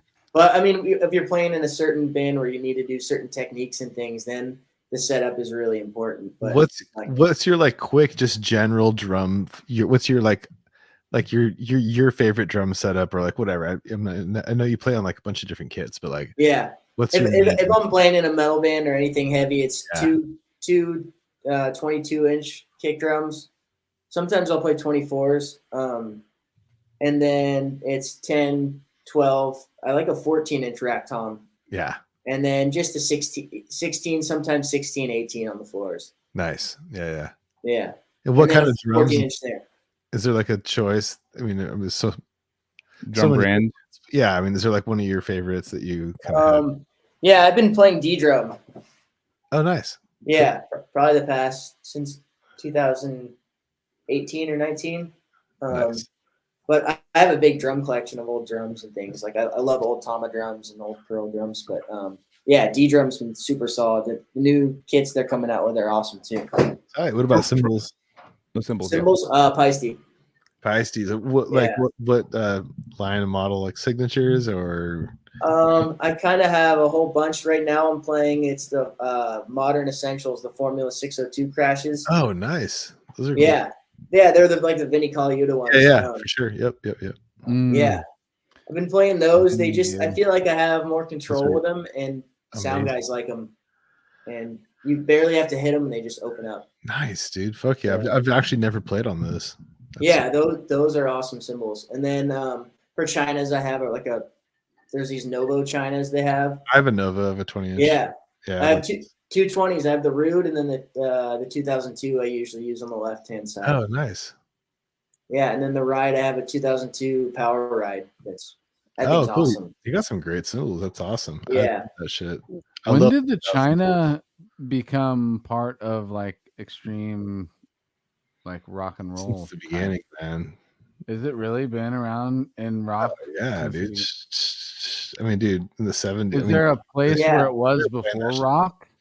No, it was jazz. Was it made for rock? Yeah, it was in jazz before it was in rock. Yeah. Okay. It was around before rock. Yeah, for sure. Casey's like, dude, it was around in caveman music. Yeah, I just want to know because the China is a very prominent aspect of the percussion that most of us react to, and I wanted to know if when they started like putting the drum kit together, it was like the early. I mean, there was like early times and stuff, but after the Civil War and everything. But it was like, they would have like these are like Chinese tom toms and stuff, and they would like put the like tom. They would have like it was kind of more of like a contraption of different like random pieces from different cultures and from the symphony and of course the percussion from the symphony, and then they put it into this like contraption, and then it was like Gene Krupa and guys later on, all the like big band kind of drummer guys that like helps like create these companies like Gretsch and all that shit and Ludwig and all that to create like the modern kits that we know like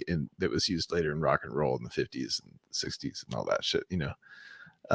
So that's why I fucking love you, dude. Like I just asked a random ass question in the middle of this conversation. He's old 1922, dude. Like is when China became. I've been listening to China cymbal for decades of my life, and this question just comes out in this conversation, and that Casey's can't be just true. fucking there for me, dude.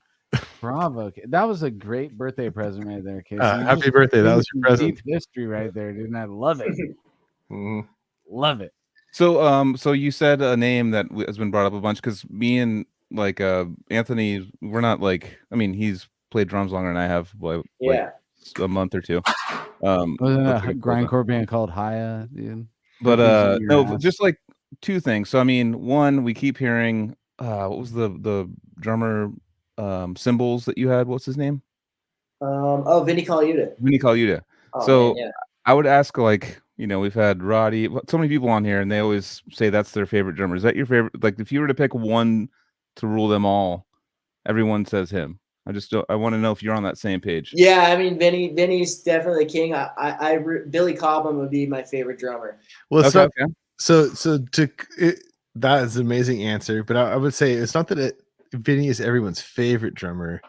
It's that everyone agrees he's the best. He sits up here, Yeah, that's right. I can never call a number one, but I'm just saying. But his skill set, Michael Jordan. The skill set is like he can do anything. He's just like he can sit down with anyone. And it's like Michael Jordan in basketball. That is Vinny Colaiuta on drums. Like that's I think Roddy was the one that was telling us he's all go check out this Vinny Colaiuta video with who was it? It was it's one in Japan. In Japan, where he had one day or something. He had to fly into Finland for. It's just he's smoking a cigarette. He's smoking a cigarette. Yeah. Whatever. We talked about. Yeah. Just that's insane to me. He's got a cool podcast. It's Breakfast with Vinny, and he just kind of spits facts on life. Oh, really? Cool. I didn't really see that. That's sick, dude. I will definitely write that down. Dude, what if we get Billy Cali? This is my birthday present. Billy. Let's get Vinny. Billy Colaiuta. Billy Caliana, dude. It's not quite the right guy. He's all Billy Cobb Hanna, dude. Can we get that? Just made me excited, so I got all freaked out. But Vinny, that would be a cool dude to talk to, dude. Yeah. Right? Get all that history from him, dude. He's a podcaster, dude. Let's make it happen, guys. Anthony reaches far. I like it. But yeah, Billy Cobham, that like watching him play, the dynamics that guy has on this giant Tama drum kit, and he's just like he'll play from like where you can barely hear to just he's got just insane dynamics, which is so cool.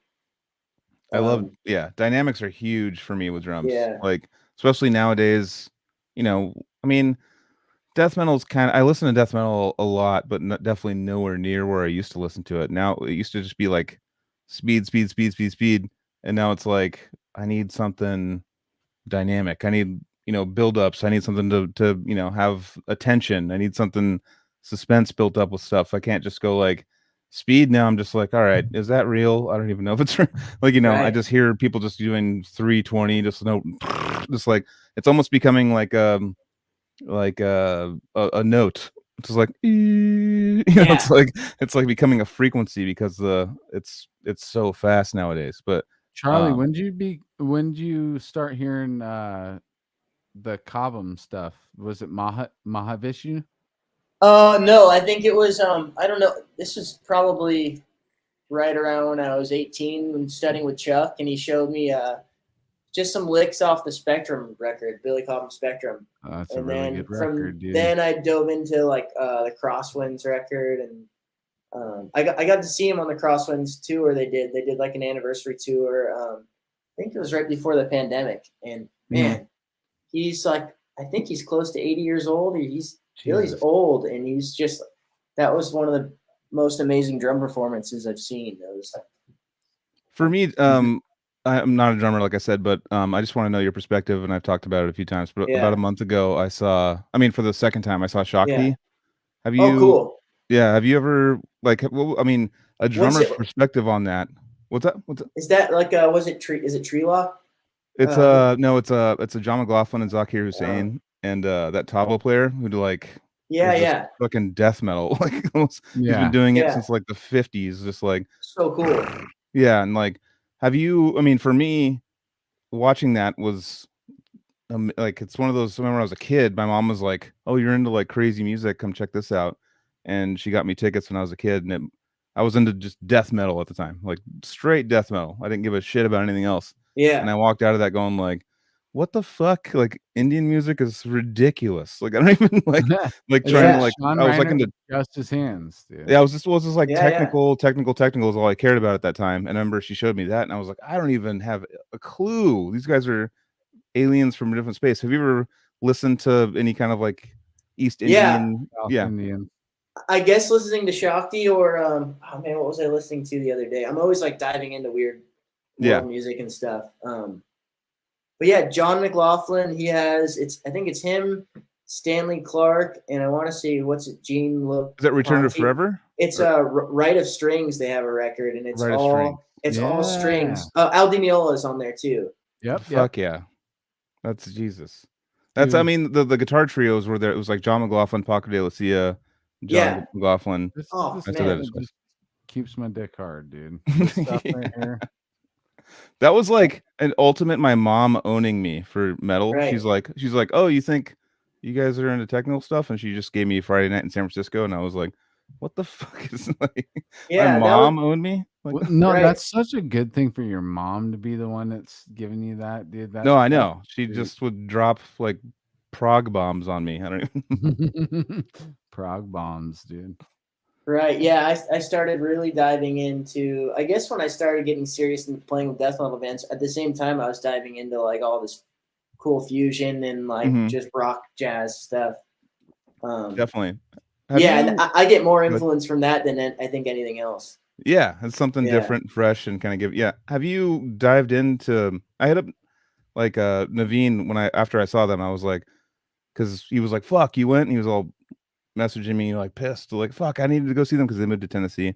And I was like, since I have you, how do you count like with East Indian music? Because they would do this thing. It wouldn't be in 4, obviously. It'd just be like they go like, oh, and then it'd be like random every time. The claps would be random. Count. But everyone would be, and he was like, dude, it takes a lifetime to learn that shit. That's like a lifetime study. But the circle of people that were all in Shakti, they were all sitting there and they'd count to like fucking 11 and go like 12, then count to like 7, and they'd turn their hand, and they'd all be together on it. And I'd be like, and they'd be freestyle like a jazz show where they'd be like, all right, now it's the guitar player's turn to shred. Now it's the fucking tabla player. Now it's a random singer guy, and they would all be on the same thing. And I'm like, I have no idea what they're counting. Like, right. We grow up with Western music and we learn how to count to 4, and then we learn that's basically it. Exactly. I know, right? No, they're like changing time signatures constantly in my brain. It's like 7, and then like a 12, and then like a 4, and then like I'm like, I don't even. But they're all like just like laughing and going like, yeah, this is Yeah, what there's it a is. pulse. Yeah. I brought it up on a previous recent podcast, but there's literally an infinity between each count. So, but to have them all together though, there's a formula it's like golf. Like, yeah, it's anyone can hit a golf ball, but it takes a lifetime to master. It's like a bass, same thing too. It's okay, you could play a Green Day song, but it's like if you want to be a sick jazz bass player, that's a lifetime thing. That's not like swinging a golf club. I wouldn't compare it to that, because there's more to what we're talking about aside from that. Well, what I mean is like they were interviewing a bunch of like famous sports people, and they were like, all right, what's the biggest difference from the amateurs to the professionals? And everyone's like, golf. Like from the amateur, and I obviously suck at golf. I can't play it, but they said like the biggest like gap between like an amateur and a professional is golf. Like, and I'm like, really? Like all of them said it. They're like, it's golf. Like, Really? like from being like a fun player or like a semi-professional to like a professional, there's like the biggest gap than like college basketball to college. I know, but NBA, what you're saying like, is building to like getting to this next level. But so you're Cool. saying if you were to compare it to the South Indian stuff that we're talking about right now, where there's an expansion between each count, I'm not finding like the connection. well, I'm I just think saying like miniature golf is kind of hard, actually. So It is. exactly. It actually is I mean, if harder than that's hard, regular golf, shit. guys. I just recently Is went it? to No, it putting, can't and I be. was like, this is so different than putting on actual fucking golf course. It Dude. actually is harder.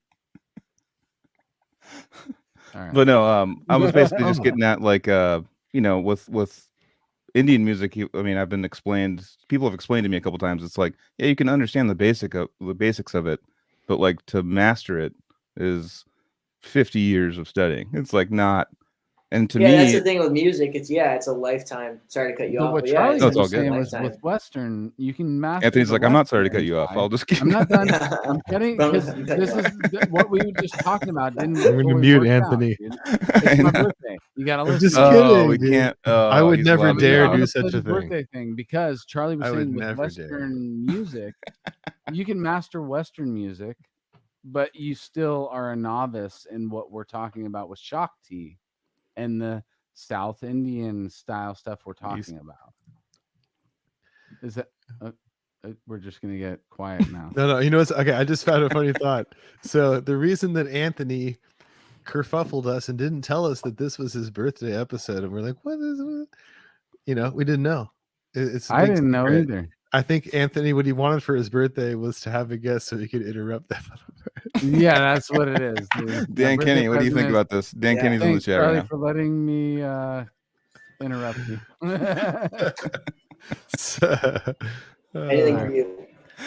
All right. So, okay, I'll it was shut up for a real minute. joke. I'll It was shut up just- for a few minutes. No, you don't have to shut up. But so Danny's I love you, Danny. So I just put that on there. But let's get back into the storyline, because I want to know, obviously, Incantation, Morbid Angel is still in the storyline. Like getting into that.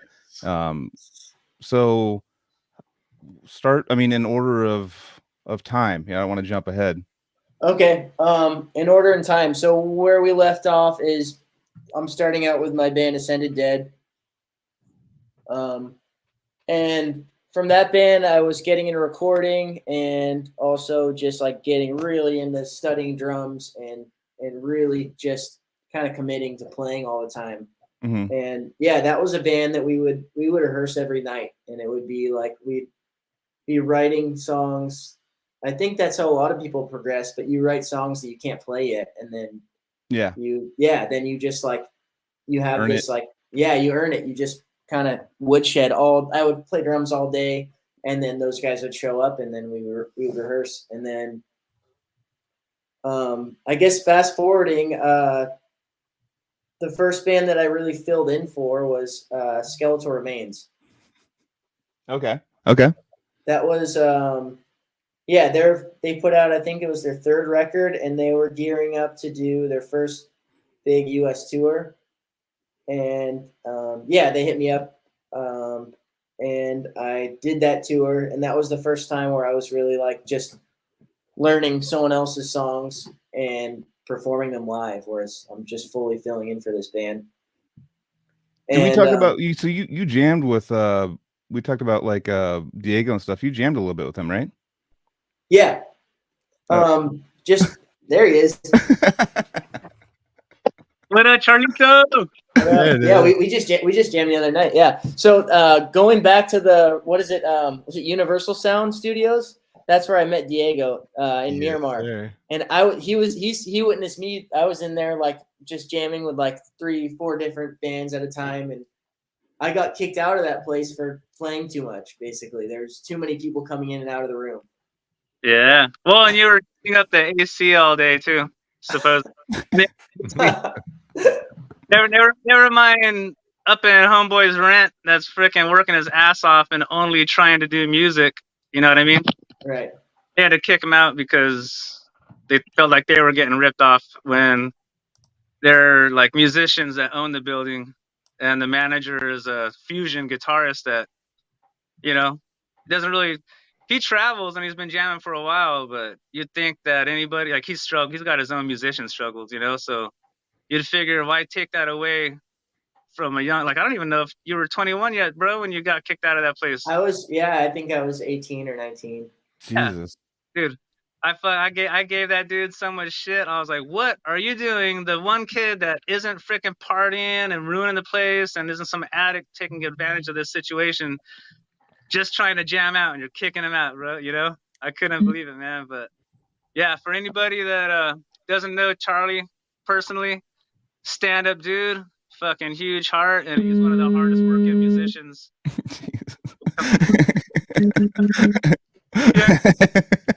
Out of the place for jamming too much. So he's a vibrator? Please. I heard a No, he just bailed.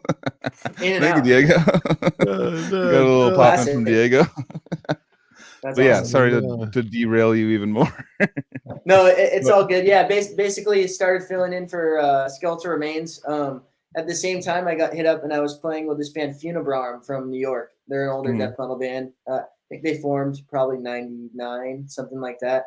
Mm-hmm. So I was filling in for those two bands. Funebrarm was the first band that I played overseas with. So that was a European tour. Okay. Now we're at like 2015 or something. Mm-hmm. So I was filling in for those bands. Well, also I put out a record with Ascended Dead, and from there, I really got into like transcribing music, and I was actually learning a bunch of Incantation songs just on my own. And I saw them come to town I was a pretty big Incantation fan at the time. And I think I saw them come to town, and they had a session drummer that was like, I just think really wasn't doing the songs justice. Mm-hmm. So then a few months later, I saw them post something. They were looking for a session player. So I sent them a video that I already had playing one of the songs. Oh yeah. And then it was sort of an audition process. And then, I started touring with him. Well, I gotta say what up to Diego real quick. Oh yeah, dude. Yeah. Of course, Diego's here. I love it. And then fucking Diego's right there, dude. What up, bro? We lost you for a sec. I mean, I know phone call came in, and all of a sudden, fucking, not the most computer savvy guy is. That's all good, dude. I lost I'm everybody. glad to see your face, dude. Yeah. well, I was gonna say, we don't have the professor tonight, but we got the riff wizard, dude. I mean, exactly, dude. No, pleasure to be here, bros. Fucking, I'm glad you guys got Charlie up here too. Hell yeah, dude. Been on here before. Incantation and fucking Morbid Angel. Oh yeah, no, Diego and I have been talking about this episode for a few weeks. Oh yeah, and we are just like, oh yeah, dude, we're gonna get you on when that was the plan weeks ago to have Diego on this episode. Like, so I didn't tell anybody, but Diego and I knew it was going on. Yeah, for sure, man. Yeah. Oh yeah. I got a lot of messages in the background actually about you, Charlie, that people people saying like they were saying like one of the like one of the hardest working drummers. I mean, you're I mean, you and probably Gabe Sieber, right? Probably the hardest working drummers. Like, yeah, that guy's a maniac playing with everybody. Yeah, it's just like one of the. I've got that multiple times. People going like, "You're one of the most professional, hardworking, like drummers out there, and fucking doing it." And your resume now does not reflect that because you're fucking killing it. Mm-hmm.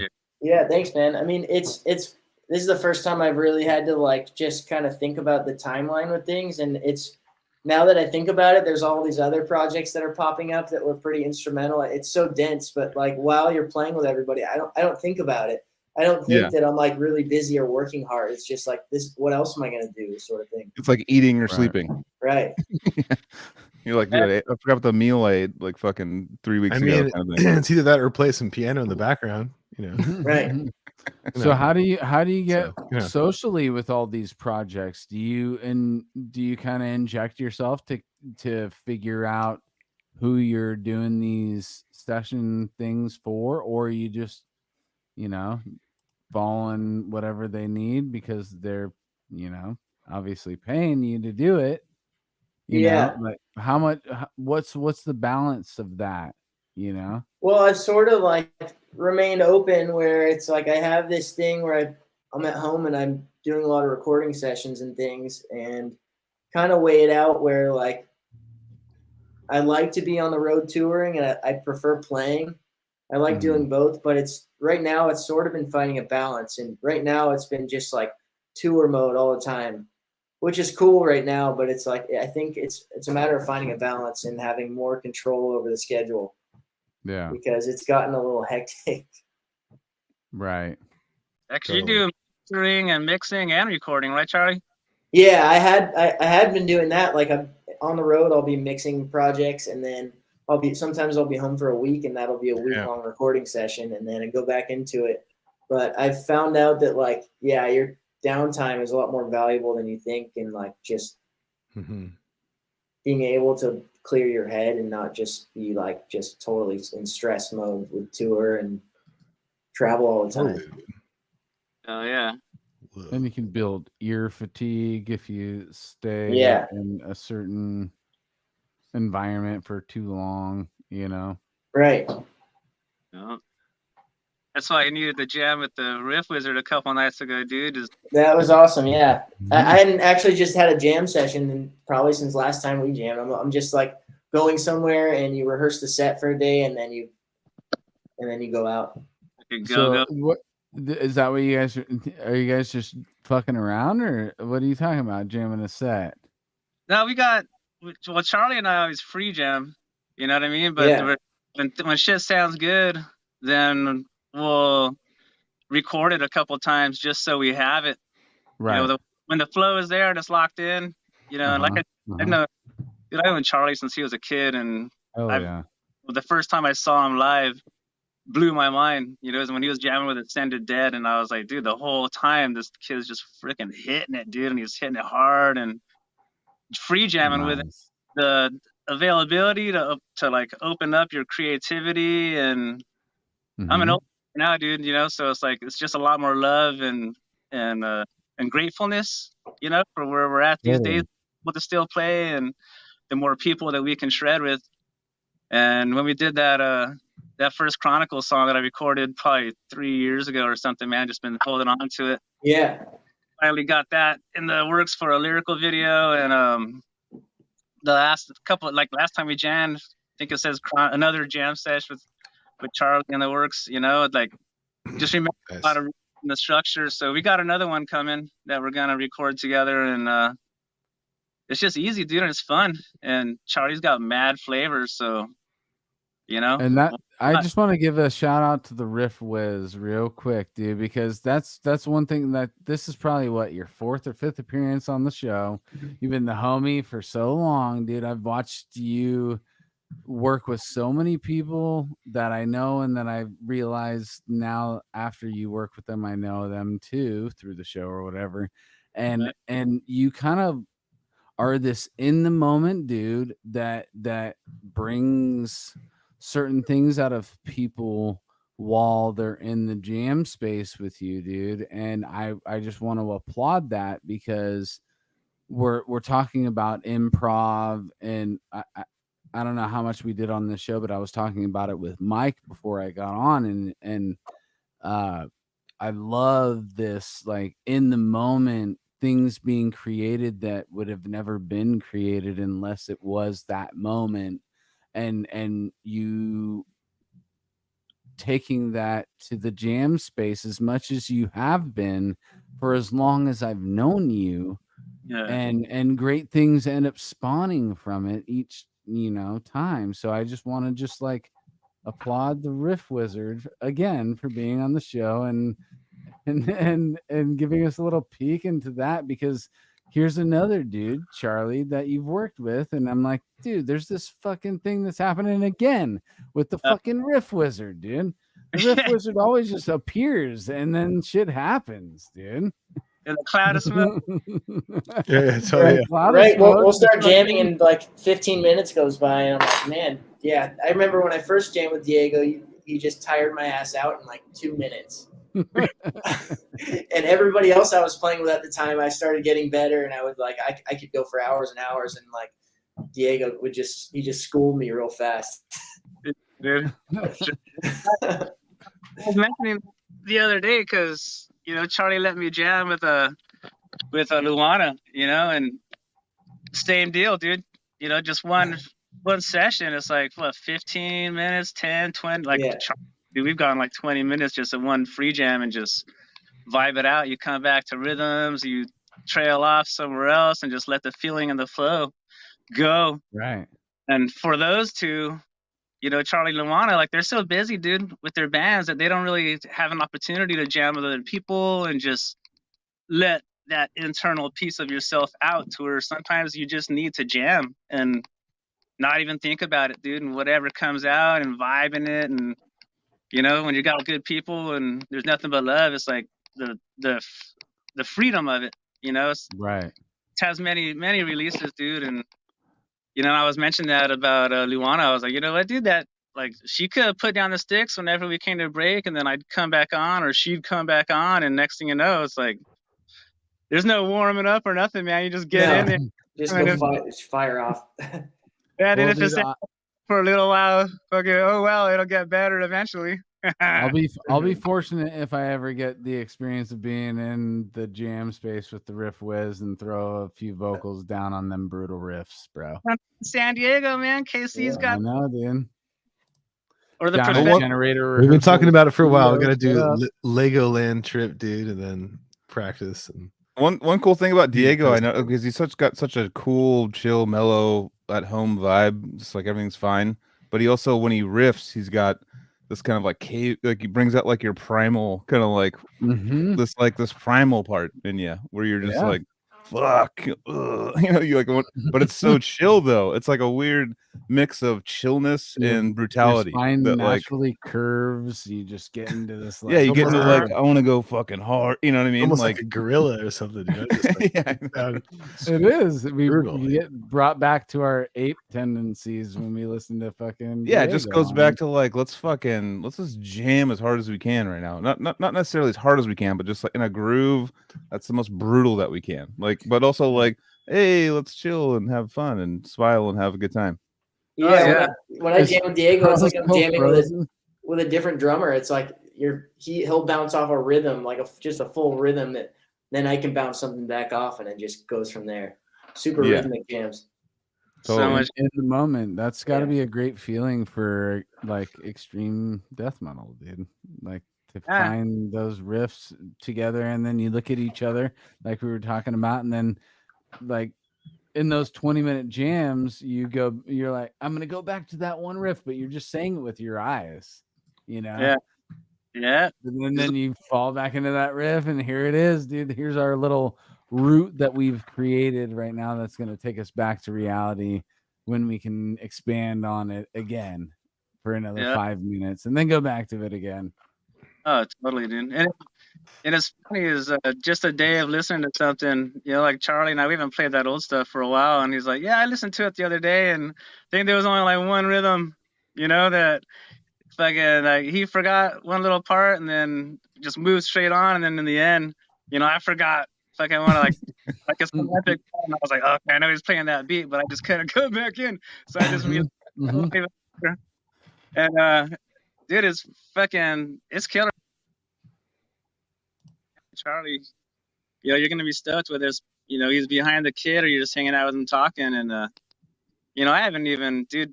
To be honest, I haven't even played my guitar since freaking Chicago with TVV a while back. And just because I've been focusing on bass with the set philosophy stuff. And I was like, you know what, dude? I always get intimidated initially because you know everybody's shredders, and when you get together, but when you can just get together, dude, and it's like I said, the freedom of free jamming.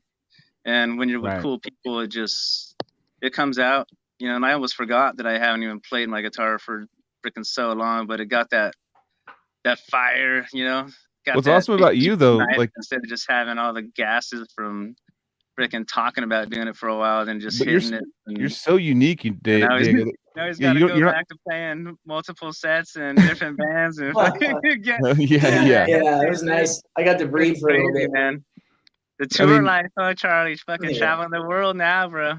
You don't have to worry about shredding though. Is my what I love about you. You got your own style. You got the riff wizard style. It's not like, oh, I gotta fucking nail this arpeggio. But it is shredding. It's just like low note shredding. It's his own though. It's his own though. So he has no one to show, like no one to prove to, because it's like, this is mine.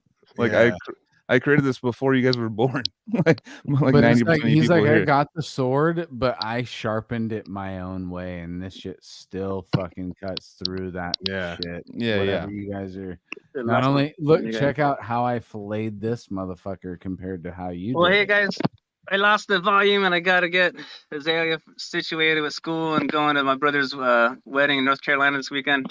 Dude. All good, dude. I'm glad we got Anthony and Joel. You guy. Hell yeah, the professor's doing his thing with Last of Lucy, and seeing him with TVV on the road coming up.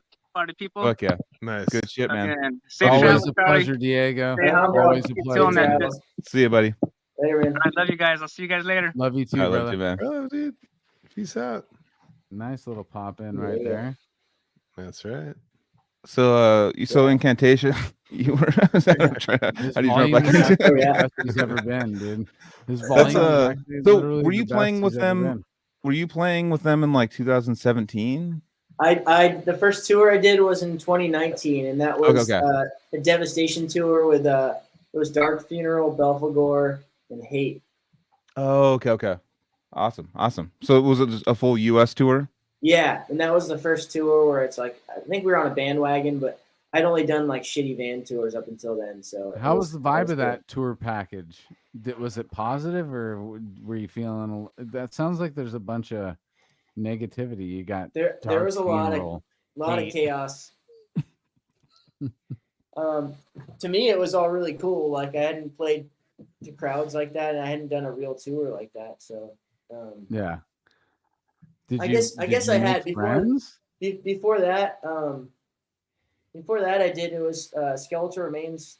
Their tour was with Black Dahlia Murder, and it was Black Dahlia Murder. This is like rewinding a little bit, I guess, to the first big tour. All good. It was Black Dahlia Murder.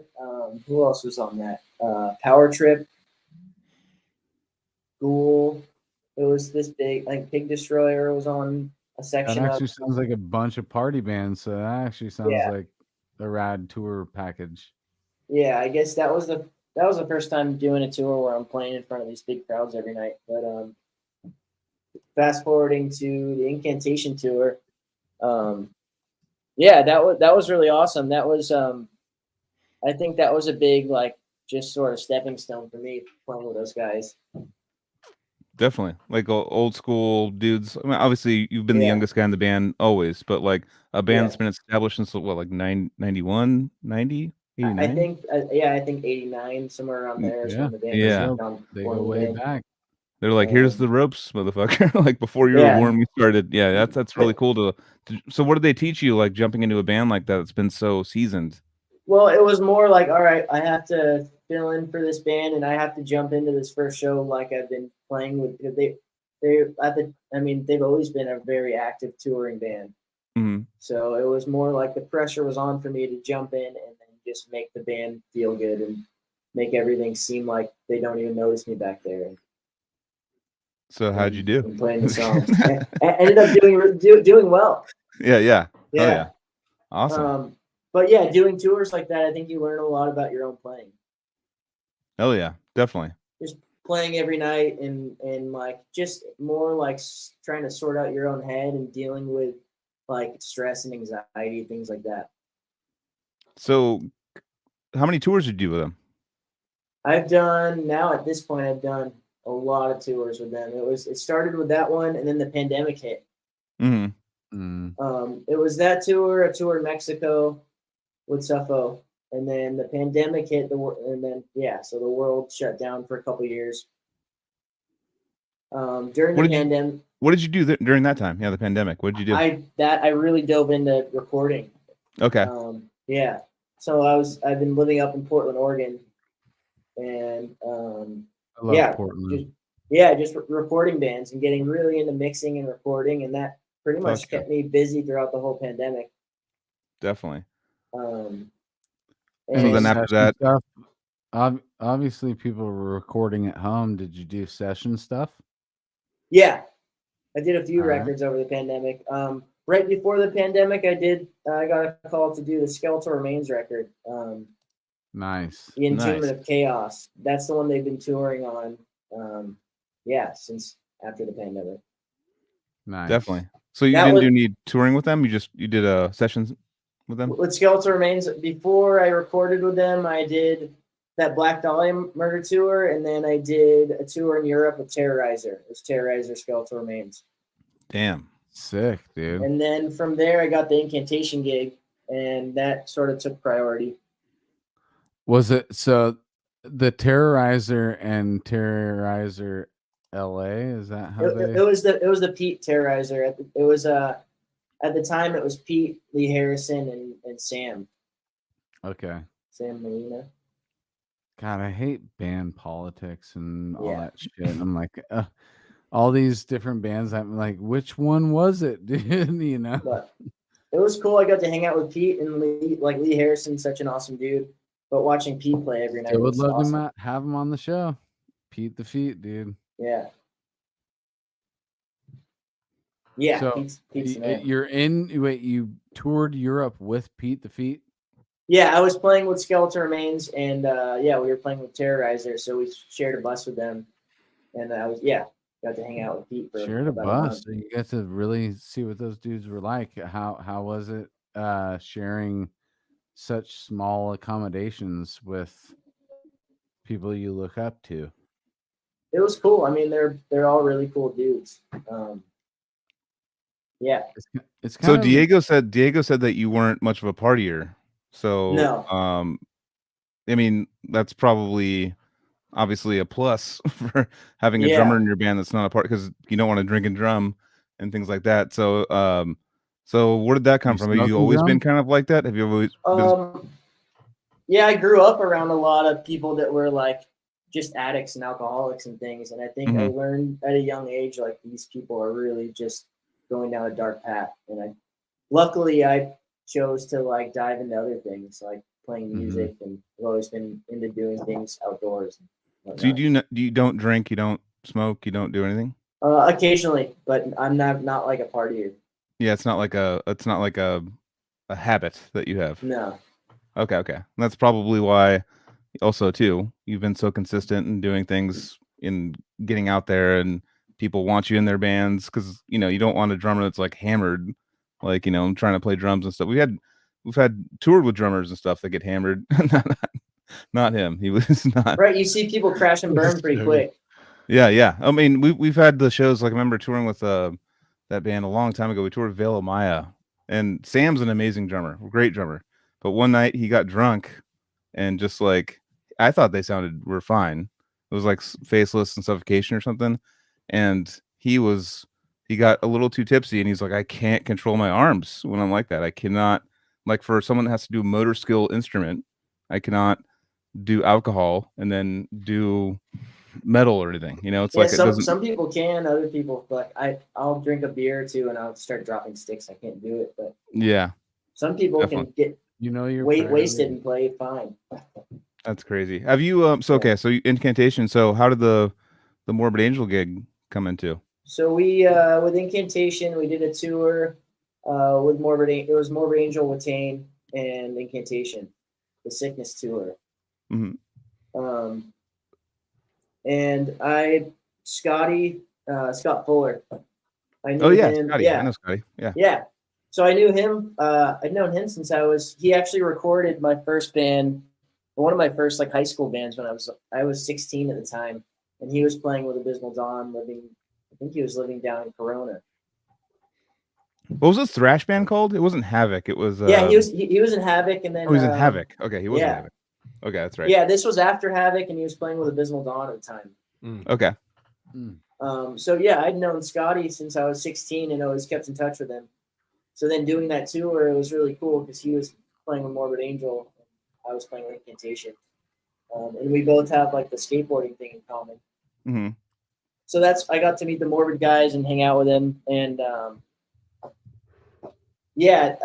Dan from Morbid Angel, he had been filling in for Incantation the past year, maybe 2 years. Mm-hmm. And it was sort of a last minute thing where Scotty couldn't do this 40th anniversary tour. Mm-hmm. And I guess my name got put in the hat and sort of got priority. So I got the call, hey, can you make some videos? Like, I might not be able to do this tour. Can you make some videos of you playing these 2-3 more Angel songs? And then I sent one video over, and I was thinking, oh man, it's like I'll try my best, but we'll see. They probably got 1 million guys that are sending them videos, and it ended up having a positive reaction, and that led into me just sending in more videos, and then it got to the point where the tour is in like a month and a half. You want to do it, and here's the set list, and there was 17 songs to learn. Damn. Yeah. So you've already kind of dialed in your head. You've already heard these songs. Yeah. Huge Morbid Angel fan. So yeah, I knew most of the songs, and I know like Pete's playing from like Terrorize Our World Downfall. All of Pete's playing has had a huge influence on what I do. So were there songs that you like had kind of like from your childhood or for younger that you already kind of knew that you went to your jam to go jam with them, and you're like, you probably refined them a little bit, obviously you're practicing them more, but are there things that you did when you were, jamming on your own that you were into Morbid Angel, just jamming, and then you brought it to them and they're like, fuck yeah? I think them seeing that the Skeletal Remains record, and I had some videos of me, like studio footage of that's very Morbid Angel sounding. Mm-hmm. I saw them once, and my buddy was like, they're like a Morbid Angel-esque band, and they were fucking awesome. Just bringing that. I mean, there's bands that, that are huge that took so much from Morbid Angel, like Gojira. Right. Like, I hear Gojira, and I'm like, there's Morbid Angel in there. There's so many little things from Morbid Angel that they take from there. Obviously, some heavy stuff that they've taken from other genres. But I hear so much Morbid Angel and a lot of heavy bands that have been very successful. So, obviously one of the most influential bands for sure. 100%, yeah. As far as the death metal thing goes, Morbid Definitely. Angel. So rock and roll, Morbid Angel. Yeah, exactly. So I mean, how has it been? You're touring with them and all the things, and that was it was a big challenge when I got hit up to do that. I hadn't really like play. I mean, I could get through the songs, but it was just like really getting my feet and hands conditioned for it.